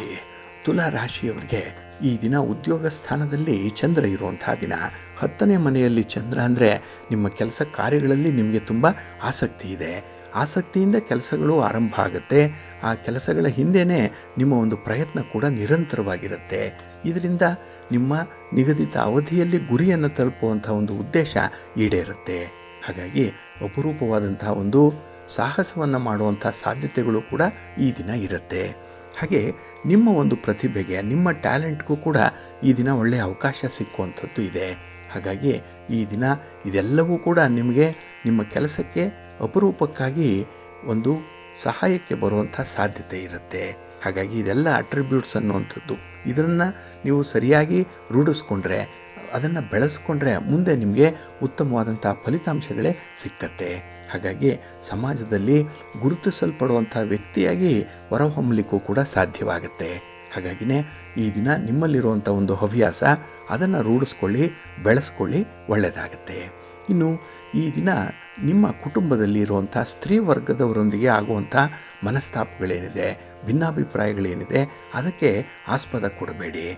ಅಲ್ಲಿಗಲ್ಲಿಗೆ ಅದನ್ನು ನೀವು ಸಮನ್ವಯಗೊಳಿಸುವಂಥದ್ದು ಉತ್ತಮ. ಹಾಗೆ ಈ ದಿನ ನಿಮ್ಮ ಮೇಲೆ ಒಂದು ಸುಳ್ಳು ಆಪಾದನೆ ಬರುವಂಥ ಸಾಧ್ಯತೆ ಕೂಡ ಇರುತ್ತೆ. ನೀವು ಎಷ್ಟೇ ಒಳ್ಳೆಯ ಕೆಲಸವನ್ನು ಮಾಡಿದರೂ ಕೂಡ ಅದು ಗಮನಕ್ಕೆ ಬರಲ್ಲ. ಆದರೆ ಮಾಡುವಂಥ ಒಂದು ಸಣ್ಣ ತಪ್ಪು, ಅದು ಬೇರೆಯವರು ನಿಮ್ಮ ಮೇಲೆ ಹೊರಿಸಿರುವಂಥ ಒಂದು ತಪ್ಪೇನಿದೆ, ಅದರಿಂದ ನಿಮ್ಮ ಹೆಸರಿಗೆ ಕಳಂಕ ಬರುವಂಥ ಸಾಧ್ಯತೆ ಇರುತ್ತೆ. ಸ್ವಲ್ಪ ಜಾಗ್ರತೆಯಿಂದ ಇರಿ. ಇನ್ನು ವಿಶೇಷವಾಗಿ ಈ ದಿನದ ಪ್ರಯಾಣ ನಿಮಗೆ ಒಳ್ಳೆಯ ಸೌಕರ್ಯವನ್ನೇನೋ ತರುತ್ತೆ. ಆದರೆ ಬೇರೆಯವರಿಗಾಗಿ ಮಾಡುವಂಥ ಪ್ರಯಾಣದಲ್ಲಿ ಸ್ವಲ್ಪ ಎಚ್ಚರಿಕೆಯಿಂದ ಇರಬೇಕು. ಇನ್ನು ಈ ದಿನ ನಿಮ್ಮ ಒಂದು ಸಹಾಯ ಆಗಲಿ, ದಾನ ಧರ್ಮಾದಿ ವಿಚಾರಗಳಲ್ಲಾಗಲಿ ನಿಮ್ಮ ಮಿತಿಯನ್ನು ನೋಡಿಕೊಳ್ಳುವಂಥದ್ದು ಉತ್ತಮ. ಯಾವುದೂ ಕೂಡ ಮಿತಿ ಮೀರಬಾರ್ದು, ಒಂದು ಚೌಕಟ್ಟಿನೊಳಗೆ ಇರಬೇಕು. ಆ ರೀತಿ ನೋಡಿಕೊಳ್ಳುವಂಥದ್ದು ಅತ್ಯುತ್ತಮ. ಈ ದಿನ ನಿಮ್ಮ ಮನೆ ದೇವರನ್ನು ಸ್ಮರಣೆ ಮಾಡ್ತಾ ಇರಿ. ಆಂಜನೇಯ ಸ್ತೋತ್ರವನ್ನು ಹೇಳ್ಕೊಳ್ಳಿ, ಆಂಜನೇಯನ ಮಂತ್ರವನ್ನು ಹೇಳ್ಕೊಳ್ಳಿ, ದರ್ಶನ ಮಾಡ್ಕೊಳ್ಳಿ, ಒಳ್ಳೆಯದಾಗತ್ತೆ. ನಿಮ್ಮ ಅದೃಷ್ಟದ ಬಣ್ಣ ಕೇಸರಿ, ಅದೃಷ್ಟದ ದಿಕ್ಕು ಪೂರ್ವ ದಿಕ್ಕು, ಅದೃಷ್ಟ ಸಂಖ್ಯೆ 1. ವೃಶ್ಚಿಕ ರಾಶಿ. ವೃಶ್ಚಿಕ ರಾಶಿಯವರಿಗೆ ಈ ದಿನ ನವಮದಲ್ಲಿ ಚಂದ್ರ ಇರೋದ್ರಿಂದ ನಿಮಗೆ ಮಿಶ್ರ ಫಲಗಳಿರುತ್ತೆ. ನಿಮ್ಮ ಪ್ರಯತ್ನ ಬಹಳ ವಿಪರೀತವಾಗೇನೂ ಇರುತ್ತೆ, ಆದರೆ ಪ್ರಯತ್ನಕ್ಕೆ ತಕ್ಕ ಫಲ ಸಿಕ್ಕಲ್ಲ. ಅದರಲ್ಲೂ ಸಮಯಕ್ಕೆ ಸರಿಯಾಗಿ ಈ ಫಲಿತಾಂಶಗಳನ್ನು ನೀವು ಅನುಭವಿಸಲಿಕ್ಕೆ ಸಾಧ್ಯ ಆಗಲ್ಲ. ಯಾವಾಗಲೂ ಫಲ ಬರುತ್ತೆ, ಆದರೆ ಅದನ್ನು ಅನುಭವಿಸುವಷ್ಟೊಂದು ತಾಳ್ಮೆ, ಸಂಯಮ ನಿಮಗಿರಲ್ಲ. ಹಾಗಾಗಿನೇ ಈ ದಿನ ನಿಮಗೆ ಸ್ವಲ್ಪ ನಿರಾಸೆ ಉಂಟಾಗುವಂಥ ಸಾಧ್ಯತೆಗಳು ತುಂಬ ಇರುತ್ತೆ. ಇನ್ನು ಕನಸನ್ನು ಕಾಣ್ತಲೇ ಈ ದಿನವನ್ನು ನೀವು ಹೆಚ್ಚು ಸಮಯ ಕಳೆಯುವಂಥ ಸಾಧ್ಯತೆಗಳು ಕೂಡ ಇರುತ್ತೆ. ಹಾಗಾಗಿ ಕನಸು ಕಾಣಬೇಕು, ಆದರೆ ಅದನ್ನು ಕಾರ್ಯರೂಪಕ್ಕೆ ತರುವಂಥ ಒಂದು ಪ್ರಯತ್ನ ಕೂಡ ಜೊತೆಯಲ್ಲೇ ಆಗಬೇಕಾಗತ್ತೆ. ಹಾಗಾಗಿ ಬರೀ ಯೋಜನೆಗಳನ್ನು ಮಾಡಿದ್ರಷ್ಟೇ ಸಾಲದು, ಅದನ್ನು ನೀವು ಪ್ರಾಕ್ಟಿಕಲ್ಲಾಗಿ ಯೋಜನೆಯಲ್ಲಿ ಅಳವಡಿಸಿಕೊಳ್ಳುವಂಥ ಒಂದು ಪ್ರಯತ್ನವನ್ನು ಕೂಡ ಮಾಡಬೇಕಾಗತ್ತೆ. ಇನ್ನು ಈ ದಿನ ನಿಮ್ಮ ಅನುಭವದ ಆಧಾರದಲ್ಲಿ ಕೆಲವೊಂದು ಕೆಲಸಗಳನ್ನು ಮಾಡುವಂಥ ಒಂದು ಉತ್ಸಾಹದಲ್ಲಿ ಇರ್ತೀರಿ. ಆದರೆ ಅಂಥ ಕೆಲಸಗಳಿಗೆ ಯಾರೋ ಕಿಡಿಗೇಡಿಗಳು ಮಧ್ಯದಲ್ಲಿ ಅಡೆತಡೆಗಳನ್ನು ತರುವಂಥ ಸಾಧ್ಯತೆ ಇರುತ್ತೆ. ಅದರಲ್ಲೂ ಸ್ಥಿರಾಸ್ತಿಯ ವಿಚಾರವಾಗಿ ನಿಮಗೆ ಈ ದಿನ ಸ್ವಲ್ಪ ಒತ್ತಡ ಇದೆ, ಸ್ವಲ್ಪ ತಲೆ ಬಿಸಿ ಆಗುವಂಥ ಸಂದರ್ಭ ಕೂಡ ಇರುತ್ತೆ. ಹಾಗಾಗಿ ಎಲ್ಲ ವಿಚಾರಗಳನ್ನು ಕೂಡ ತುಂಬ ತಾಳ್ಮೆಯಿಂದ ಈ ದಿನ ನೀವು ನಿಭಾಯಿಸಬೇಕಾಗತ್ತೆ. ತಾಳ್ಮೆಯನ್ನು ಕಳ್ಕೊಳ್ಬೇಡಿ, ಕೋಪವನ್ನು ನಿಮ್ಮ ಕೈಯಲ್ಲಿ ಹಿಡಿದಿರಬೇಡಿ. ಇನ್ನು ಈ ದಿನ ಈ ಹಣಕಾಸಿನ ವಿಚಾರ, ಅದರಲ್ಲೂ ಸಾಲಕ್ಕೆ ಸಂಬಂಧಪಟ್ಟಂಥ ವಿಚಾರಗಳಲ್ಲಿ ನೀವು ಯಾವುದೇ ತೀರ್ಮಾನಗಳನ್ನು ಕೈಗೊಳ್ಳುವಂಥ ಸಂದರ್ಭದಲ್ಲಿ ಸ್ವಲ್ಪ ಜಾಗರೂಕರಾಗಿ ಇರಬೇಕಾಗತ್ತೆ. ಹಾಗಾಗಿ ಈ ದಿನ ಸಾಲ ತರುವಂಥದ್ದಾಗಲಿ ಸಾಲ ಕೊಡುವಂಥ ಪ್ರಯತ್ನವನ್ನಾಗಲಿ ಮಾಡಲಿಕ್ಕೆ ಹೋಗಬೇಡಿ. ಈ ಹಣದ ವಿಚಾರ ಈ ದಿನ ನಿಮಗೆ ಒಳ್ಳೆಯ ಫಲಿತಾಂಶವನ್ನು ತರಲ್ಲ. ಇನ್ನು ಈ ದಿನ ನಿಮ್ಮ ಸಂಬಂಧಿಕರ ಜೊತೆಯಲ್ಲಿ ಸ್ವಲ್ಪ ಎಚ್ಚರದಿಂದಲೇ ಇರಬೇಕಾಗತ್ತೆ. ಯಾರು ಯಾವಾಗ ನಿಮ್ಮ ಬೆನ್ನಿಗೆ ಚೂರಿ ಹಾಕ್ತಾರೆ ನಿಮಗೆ ಗೊತ್ತಾಗಲ್ಲ. ಹಾಗಾಗಿ ಸ್ವಲ್ಪ ಜಾಗ್ರತೆಯಿಂದ ಇರಿ. ಆದಷ್ಟು ಅವರನ್ನು ದೂರ ಇಡಿ. ಆದಷ್ಟು ಅವರ ಮೇಲೆ ಅವಲಂಬನೆಯನ್ನು ಕಡಿಮೆ ಮಾಡಿಕೊಳ್ಳಿ, ಒಳ್ಳೆಯದಾಗತ್ತೆ. ನಿಮ್ಮ ಇಷ್ಟ ದೇವರನ್ನು ಆರಾಧನೆ ಮಾಡ್ತಾ ಇರಿ. ಹಾಗೆ ಭಕ್ತಿಯಿಂದ ಈ ದಿನ ಶ್ರೀ ಲಕ್ಷ್ಮೀ ನರಸಿಂಹ ಸ್ತೋತ್ರವನ್ನು ಹೇಳ್ಕೊಳ್ಳಿ. ನರಸಿಂಹ ಸ್ವಾಮಿಯ ದರ್ಶನ ಮಾಡಿಕೊಳ್ಳಿ.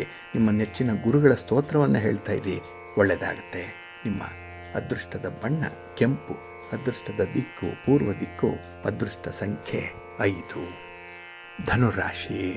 ಧನುರಾಶಿಯವರಿಗೆ ಈ ದಿನ ಅಷ್ಟಮದಲ್ಲಿ ಚಂದ್ರ ಇರುವಂಥ ದಿನ, 8ನೇ ಮನೆ ದುಸ್ಥಾನ ಇದು. ಹಾಗಾಗಿ ಈ ದಿನದ ಪ್ರಯತ್ನಗಳಲ್ಲಿ ನಿಮಗೆ ಮಧ್ಯಮ ಫಲಗಳು ಇರುತ್ತೆ. ಅದರಲ್ಲೂ ಈ ದಿನ ಕೆಲಸದಲ್ಲಿ ತುಂಬ ನಿರಾಸಕ್ತಿ ಉಂಟಾಗುವಂಥದ್ದು, ಫಲಿತಾಂಶದಿಂದ ನಿರಾಸೆ ಉಂಟಾಗುವಂಥ ಸಾಧ್ಯತೆ ಕೂಡ ಇರುತ್ತೆ. ಏಕೆಂದರೆ ಗ್ರಹ ಸ್ಥಾನಗಳು ನಿಮಗೆ ಅಷ್ಟೊಂದು ಅನುಕೂಲಕರವಾದಂಥ ಸನ್ನಿವೇಶದಲ್ಲಿ ಇರಲ್ಲ. ಇನ್ನು ಈ ದಿನದ ಪರಿಸ್ಥಿತಿ ಕೂಡ ನಿಮಗೆ ಸ್ವಲ್ಪ ನೆಗೆಟಿವ್ ಆಗೇ ಇರುವಂಥದ್ದಿದೆ. ಎಲ್ಲ ಕಡೆ ಋಣಾತ್ಮಕತೆ ಅನ್ನುವಂಥದ್ದು ಇರುತ್ತೆ. ಹಾಗಾಗಿನೇ ಅದನ್ನು ದಾಟಬೇಕು, ಅದನ್ನು ಮೀರಬೇಕು ಅಂತ ಹೇಳಿದ್ರೆ ಈ ದಿನ ನಿಮಗೆ ಅತ್ಯುತ್ತಮ ಮಟ್ಟದಲ್ಲಿ ಆತ್ಮವಿಶ್ವಾಸದ ಬಲ ಇರಬೇಕಾಗತ್ತೆ. ಹಾಗಾಗಿ ನಿರ್ಣಯವನ್ನು ಕೈಗೊಳ್ಳುವಂಥ ಸಂದರ್ಭದಲ್ಲಿ ಅದರ ಸಾಧಕ ಬಾಧಕಗಳನ್ನು ನೋಡಿ, ಮುಂದೆ ಭವಿಷ್ಯದಲ್ಲಿ ಅದರಿಂದ ಬರುವಂಥ ಅನುಕೂಲತೆಗಳೇನು ಅದನ್ನು ಮೊದಲೇ ಲೆಕ್ಕಾಚಾರ ಮಾಡಿಕೊಳ್ಳಿ. ಹಾಗೆ ಧೈರ್ಯದಿಂದ ಕೆಲಸಗಳನ್ನು ಆರಂಭ ಮಾಡುವಂಥದ್ದನ್ನು ಈ ದಿನ ಮಾಡಬೇಕಾಗತ್ತೆ. ಹಾಗೆ ಈ ದಿನ ಬಹಳ ದಿನಗಳಿಂದ ದೂರ ಇದ್ದಂತಹ ನಿಮ್ಮ ಸ್ನೇಹಿತರು ಈ ದಿನ ನಿಮ್ಮ ಸಂಪರ್ಕಕ್ಕೆ ಬರ್ತಾರೆ. ಅವರ ಜೊತೆ ಮಾತುಕತೆ, ಅವರಿಗೆ ನಿಮ್ಮ ಕಷ್ಟ ಸುಖಗಳನ್ನು ನೀವು ನಿವೇದನೆ ಮಾಡಿಕೊಳ್ಳುವಂಥ ಸಂದರ್ಭ, ಇದೆಲ್ಲವೂ ಕೂಡ ನಿಮಗೆ ಪಾಸಿಟಿವ್ ಆಗಿ ಕನ್ವರ್ಟ್ ಆಗುವಂಥದ್ದು ಇದೆ. ಅವರಿಂದ ಒಂದು ಸಹಾಯ ಸಹಕಾರಗಳು ಸಿಕ್ಕತ್ತೆ. ಆದರೆ ಅದನ್ನು ಎಷ್ಟು ಪ್ರಮಾಣದಲ್ಲಿ ಪಡ್ಕೊಳ್ಬೇಕು ಅನ್ನುವಂಥ ವಿಚಾರದಲ್ಲಿ ಮಾತ್ರ ಸ್ವಲ್ಪ ಜಾಗ್ರತೆಯಿಂದ ಇರಿ. ಇನ್ನು ಈ ದಿನ ಕಾರ್ಯಕ್ಷೇತ್ರದಲ್ಲಿ ಸ್ವಲ್ಪ ಸ್ಪರ್ಧೆಗಳು ಇರುವಂಥ ಸಂದರ್ಭ, ಕಾಂಪಿಟೇಷನ್ ಇದೆ. ಅದರಲ್ಲೂ ಅನ್ಹೆಲ್ತಿ ಕಾಂಪಿಟೇಷನ್ ಅನ್ನುವಂಥದ್ದು ತುಂಬ ಇರುತ್ತೆ, ಜಾಗ್ರತೆ. ಎಲ್ಲೂ ಕೂಡ ವಾದ ವಿವಾದಕ್ಕೆ ಈ ದಿನ ಇಳಿಬೇಡಿ. ಹಾಗೆ ಈ ದಿನ ಅಪರಿಚಿತ ವ್ಯಕ್ತಿಗಳಿಂದ ನಿಮಗೆ ಸ್ವಲ್ಪ ಒತ್ತಡಗಳು ಉಂಟಾಗುವಂಥದ್ದು ಇದೆ. ಮಾತಿನ ಚಕಮಕಿ ಆಗುವಂಥ ಸಾಧ್ಯತೆಗಳಿರುತ್ತೆ. ಆದಷ್ಟು ಎಚ್ಚರಿಕೆಯಿಂದ ಇರಿ. ಹೆಚ್ಚಿನ ಸಾಹಸಕ್ಕೆ ಕೈ ಹಾಕಬೇಡಿ. ನಿಮ್ಮ ಅದೃಷ್ಟವನ್ನು ಪರೀಕ್ಷೆ ಮಾಡುವಂಥ ಒಂದು ಪ್ರಯತ್ನವನ್ನು ಮಾಡಬೇಡಿ. ಬಂದದ್ದೆಲ್ಲ ಬರಲಿ, ಗೋವಿಂದನ ದಯೆಯೊಂದಿರಲಿ ಅಂತ ಹೇಳಿ ಈ ದಿನ ನಿಮ್ಮ ಕೈಲಾದ ಕೆಲಸ ಕಾರ್ಯಗಳನ್ನಷ್ಟೇ ಮುಂದುವರಿಸಿ, ಒಳ್ಳೆಯದಾಗುತ್ತೆ. ನಿಮ್ಮ ಇಷ್ಟ ದೇವರನ್ನು ಆರಾಧನೆ ಮಾಡ್ತಾ ಇರಿ.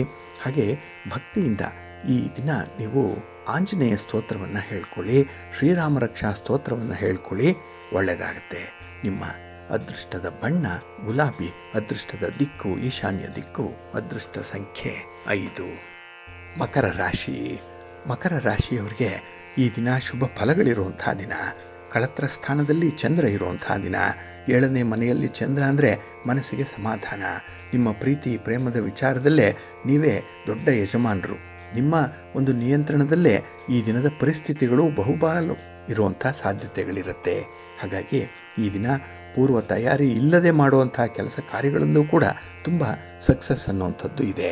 ಹಾಗೆ ಈ ದಿನದಲ್ಲಿ ನಿಮಗೆ ಗ್ರಹಸ್ಥಾನಗಳು ಅನುಕೂಲಕರವಾಗಿರೋದ್ರಿಂದ ನಿಮ್ಮ ಪರಿಸ್ಥಿತಿ ಧನಾತ್ಮಕವಾಗಿ ಇರುತ್ತೆ. ಇನ್ನು ವಿಶೇಷವಾಗಿ ನಿಮ್ಮ ಪ್ರೀತಿ ಪ್ರೇಮದಲ್ಲಿ ಒಂದು ಉತ್ಕಟತೆಯನ್ನು ಕಾಣುವಂಥ ದಿನ ಕೂಡ, ಒಂದು ನಿರ್ಣಯವನ್ನು ಮಾಡಿಕೊಳ್ಳುವಂಥ ದಿನ. ಹಾಗಾಗಿ ಜೀವನದಲ್ಲೇ ಒಂದು ದೊಡ್ಡ ತಿರುವು ಈ ದಿನ ಉಂಟಾಗುವಂಥದ್ದು ಇರುತ್ತೆ. ಇನ್ನು ಈ ದಿನ ತುಂಬ ಯಶಸ್ಸನ್ನು ಪಡ್ಕೊಳ್ಳಿಕ್ಕೆ ನಿಮ್ಮ ಪ್ರೀತಿ ಪಾತ್ರರ ಸಹಕಾರ ತುಂಬ ಮುಖ್ಯವಾಗುತ್ತೆ. ಅವರ ಹಣಕಾಸಿನ ನೆರವಿರ್ಬೋದು, ಅವರ ಒಂದು ಸಲಹೆ ಇರ್ಬೋದು, ನಿಮಗೆ ಅತ್ಯುತ್ತಮವಾದಂಥ ಒಂದು ಮಾರ್ಗದರ್ಶನವಾಗಿ ನಿಲ್ಲುತ್ತೆ. ಇನ್ನು ಈ ದಿನದಲ್ಲಿ ಆರೋಗ್ಯದ ವಿಚಾರದಲ್ಲೂ ಕೂಡ ಚೇತರಿಕೆ ಅನ್ನುವಂಥದ್ದು ಇದೆ. ದೈಹಿಕವಾಗಿ ಮಾನಸಿಕವಾಗಿ ಈ ದಿನ ನೀವು ತುಂಬ ಫಿಟ್ ಆ್ಯಂಡ್ ಫೈನ್ ಆಗಿರ್ತೀರಿ. ಇದರಿಂದ ಎಂಥದ್ದೇ ಕೆಲಸಗಳು ಬರಲಿ, ಎಂಥ ಜವಾಬ್ದಾರಿಗಳೇ ಬರಲಿ, ಅದನ್ನು ಸುಲಭದಲ್ಲಿ ನಿಭಾಯಿಸುವಂಥ ಒಂದು ಚಾಕಚಕ್ಯತೆ ಇದೆ, ಅಂಥ ಒಂದು ಧೈರ್ಯ ಇದೆ, ಆತ್ಮವಿಶ್ವಾಸ ಇದೆ.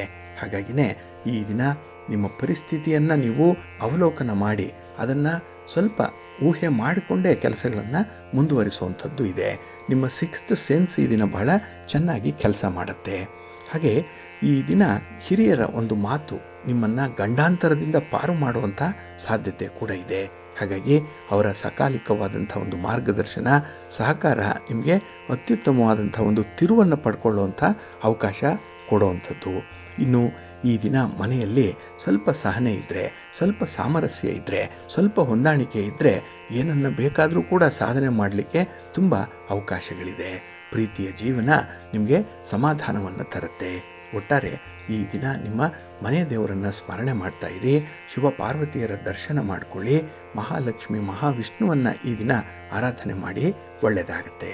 ನಿಮ್ಮ ಅದೃಷ್ಟದ ಬಣ್ಣ ಬಿಳುಪು, ಅದೃಷ್ಟದ ದಿಕ್ಕು ಪೂರ್ವ ದಿಕ್ಕು, ಅದೃಷ್ಟ ಸಂಖ್ಯೆ 1. ಕುಂಭರಾಶಿ. ಕುಂಭರಾಶಿಯವರಿಗೆ ಈ ದಿನ ಷಷ್ಠದಲ್ಲಿ ಚಂದ್ರ ಇರುವಂಥ ದಿನ. 6ನೇ ಮನೆಯಲ್ಲಿ ಚಂದ್ರ ಬಹಳ ವಿಶೇಷವಾದಂಥ ಫಲಗಳನ್ನು ಪಡ್ಕೊಳ್ಳುವಂಥ ಸಂದರ್ಭ. ಇನ್ನು ಕೆಲವೊಂದು ಕೆಲಸಗಳನ್ನು ಸ್ವಲ್ಪ ಅವಸರವಾಗಿ ಮಾಡಬೇಕಾಗ್ಬೋದು, ಆದರೂ ಕೂಡ ಫಲಿತಾಂಶಗಳು ನಿಮಗೆ ಸ್ಥಿರವಾಗಿ ಬರುವಂಥದ್ದು ಇದೆ. ಇನ್ನು ಈ ದಿನ ಯಾವುದೇ ಉದ್ಯಮದಲ್ಲಿ, ವ್ಯಾಪಾರದಲ್ಲಿ ಹಣ ಹೂಡಲಿಕ್ಕೆ ಒಳ್ಳೆಯ ಅವಕಾಶಗಳು ಈ ದಿನ ಬರುವಂಥದ್ದು ಇದೆ.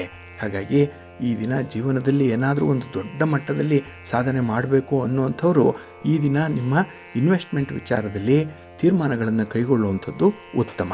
ಹಾಗಾಗಿ ಈ ದಿನ ನೀವು ಬಿತ್ತಿದಂತೆ ಬೆಳೆ ಅಂತಾರಲ್ಲ, ಆ ರೀತಿಯಲ್ಲಿ ಯಾವ ತೀರ್ಮಾನವನ್ನು ತೆಗೆದುಕೊಳ್ತೀರೋ ಅದರ ಪ್ರಕಾರವಾಗಿ ನಿಮ್ಮ ಮುಂದಿನ ಬೆಳವಣಿಗೆ ಇದ್ದೇ ಇರುತ್ತೆ, ಪ್ರಗತಿ ಇರುತ್ತೆ. ಹಾಗೆ ಸ್ಥಿರಾಸ್ತಿಯ ವಿಚಾರದಲ್ಲೂ ಕೂಡ ಈ ದಿನ ನಿಮಗೆ ಅನುಕೂಲತೆಗಳು ಇದೆ.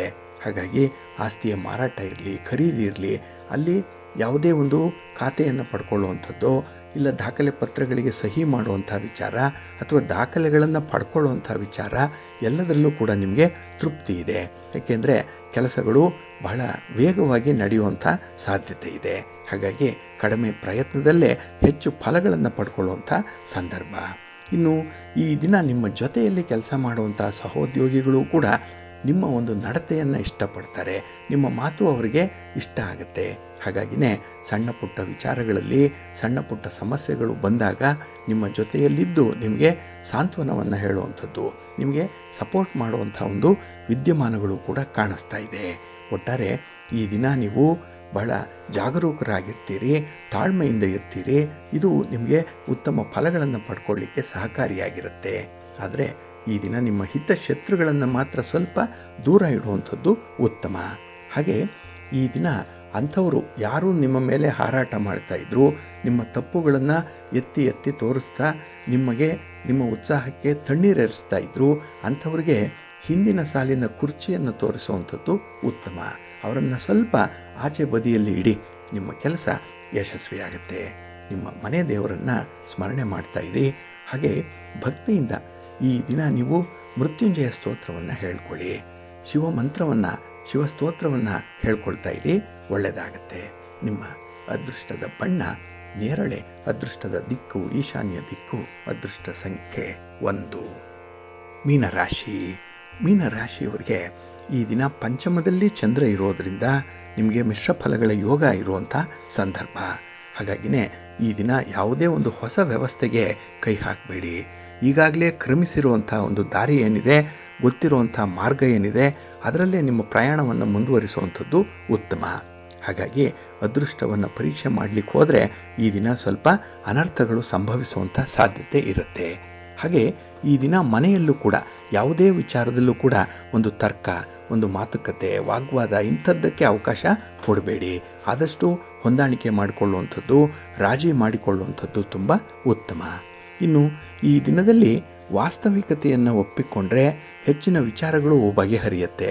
ಆದರೆ ನಿಮ್ಮ ಮನಸ್ಸು ಒಂದು ಮಂಡುವಾದಕ್ಕೆ, ಒಂದು ಹಠಕ್ಕೆ ಬಿದ್ದಂತೆ ಈ ದಿನ ನೀವು ಹೇಳಿದ್ದೇ ಸರಿ, ಮಾಡಿದ್ದೇ ಸರಿ ಅನ್ನುವಂಥ ಒಂದು ದೃಷ್ಟಿಯಲ್ಲಿ ಇರ್ತೀರಿ. ಇದರಿಂದ ಕೆಲವೊಂದು ಅನರ್ಥಗಳು ಸಂಭವಿಸುವಂಥ ಸಾಧ್ಯತೆಗಳಿರುತ್ತೆ. ಹಾಗಾಗಿ ವಾಸ್ತವಿಕತೆ ಏನಿದೆ, ಪ್ರಾಕ್ಟಿಕಲ್ಲಾಗಿ ಏನಿದೆ ಅಂಥದ್ದನ್ನು ಒಪ್ಪಿಕೊಳ್ಳುವಂಥದ್ದು ಜಾಣತನ. ಇನ್ನು ಈ ದಿನ ವ್ಯವಹಾರದ ಸಂದರ್ಭದಲ್ಲಿ ನೀವು ಮಾಡುವಂಥ ಪ್ರಯಾಣ ಅಷ್ಟೊಂದು ಅನುಕೂಲವನ್ನು ತರಲ್ಲ. ಹಾಗಾಗಿ ದೂರದ ಪ್ರಯಾಣ ಇದ್ದರೆ ಮುಂದೂಡುವಂಥದ್ದು ಉತ್ತಮ. ಇನ್ನು ಈ ದಿನ ನೀವು ಅತಿಯಾಗಿ ಮಾತಾಡೋದ್ರಿಂದ ಕೂಡ ಕೆಲವೊಂದು ಸಮಸ್ಯೆಗಳನ್ನು ನೀವೇ ಸೃಷ್ಟಿಸಿಕೊಳ್ಳುವಂಥ ಸಾಧ್ಯತೆಗಳು ಕೂಡ ಇರುತ್ತೆ. ಹಾಗಾಗಿ ನಿಮ್ಮ ಮಾತನ್ನು ಒಂದು ಹಂತಕ್ಕೆ ನಿಯಂತ್ರಣ ಮಾಡಿಕೊಳ್ಳುವಂಥದ್ದು ಉತ್ತಮ. ಇನ್ನು ನಿಮ್ಮ ಕಾರ್ಯಕ್ಷೇತ್ರದಲ್ಲಿ ನಿಮ್ಮ ಗುಪ್ತ ಶತ್ರುಗಳಿದ್ದಾರಲ್ಲ, ಹಿತಶತ್ರುಗಳಿದ್ದಾರಲ್ಲ, ಅಂಥವರ ಕಡೆ ಒಂದು ಗಮನವನ್ನು ಕೊಡಬೇಕಾಗತ್ತೆ. ಒಂದು ಕಣ್ಣಿಟ್ಟಿರಿ, ಅವರ ಚಲನವಲನಗಳನ್ನು ನೀವು ಗಮನಿಸ್ತಾ ಇರಬೇಕಾಗತ್ತೆ. ಇನ್ನು ಈ ದಿನ ವ್ಯವಹಾರದ ಸಂದರ್ಭದಲ್ಲಿ ನೀವು ಸ್ತ್ರೀ ವರ್ಗದವರೊಂದಿಗೆ ಮಾಡಿಕೊಳ್ಳುವಂಥ ಒಪ್ಪಂದ ಆಗ್ಬೋದು, ಮಾತುಕತೆಗಳಾಗ್ಬೋದು, ಅದನ್ನು ಬಹಳ ಶಿಸ್ತುಬದ್ಧವಾಗಿ ಮಾಡುವಂಥದ್ದನ್ನು ರೂಢಿಸ್ಕೊಳ್ಳಿ, ಒಳ್ಳೆಯದಾಗತ್ತೆ. ಇನ್ನು ಕಾರ್ಯಕ್ಷೇತ್ರದಲ್ಲಿ ತಪ್ಪು ಅಭಿಪ್ರಾಯಗಳಿಂದ ದೂರ ಇರುವಂಥ ನಿಮ್ಮ ಸಹೋದ್ಯೋಗಿಗಳಿರಲಿ ಅಥವಾ ಮೇಲಧಿಕಾರಿಗಳಿರಲಿ, ಅವರನ್ನು ವಿಶ್ವಾಸಕ್ಕೆ ತೆಗೆದುಕೊಳ್ಳುವಂಥ ಒಂದು ಪ್ರಯತ್ನವನ್ನು ಮಾಡಿ. ಅವರನ್ನು ಕೂಡ ನೀವು ಕಾನ್ಫಿಡೆನ್ಸ್ಗೆ ತೆಗೆದುಕೊಂಡೇ ಕೆಲಸಗಳನ್ನು ಮುಂದುವರಿಸಬೇಕಾಗತ್ತೆ. ಅಷ್ಟರ ಮಟ್ಟಿಗೆ ಈ ದಿನ ನಿಮ್ಮ ಬುದ್ಧಿವಂತಿಕೆ, ನಿಮ್ಮ ಅನುಭವ ವಿಸ್ತರಣೆ ಆಗಬೇಕು. ನಿಮ್ಮ ಇಷ್ಟ ದೇವರನ್ನು ಆರಾಧನೆ ಮಾಡ್ತಾ ಇರಿ. ಹಾಗೆ ಭಕ್ತಿಯಿಂದ ಈ ದಿನ ನೀವು ದುರ್ಗಾ ಸ್ತೋತ್ರವನ್ನು ಹೇಳ್ಕೊಳ್ಳಿ, ಅಮ್ಮನವರ ದರ್ಶನ ಮಾಡ್ಕೊಳ್ಳಿ. ಯಾವುದಾದ್ರೂ ಒಂದು ಶಕ್ತಿಪೀಠಕ್ಕೆ ಹೋಗಿ ಬನ್ನಿ, ನಿಮಗೆ ಒಳ್ಳೆಯ ಫಲಿತಾಂಶ ಸಿಕ್ಕತ್ತೆ. ನಿಮ್ಮ ಅದೃಷ್ಟದ ಬಣ್ಣ ಕೆಂಪು, ಅದೃಷ್ಟದ ದಿಕ್ಕು ಪೂರ್ವ ದಿಕ್ಕು, ಅದೃಷ್ಟ ಸಂಖ್ಯೆ 3.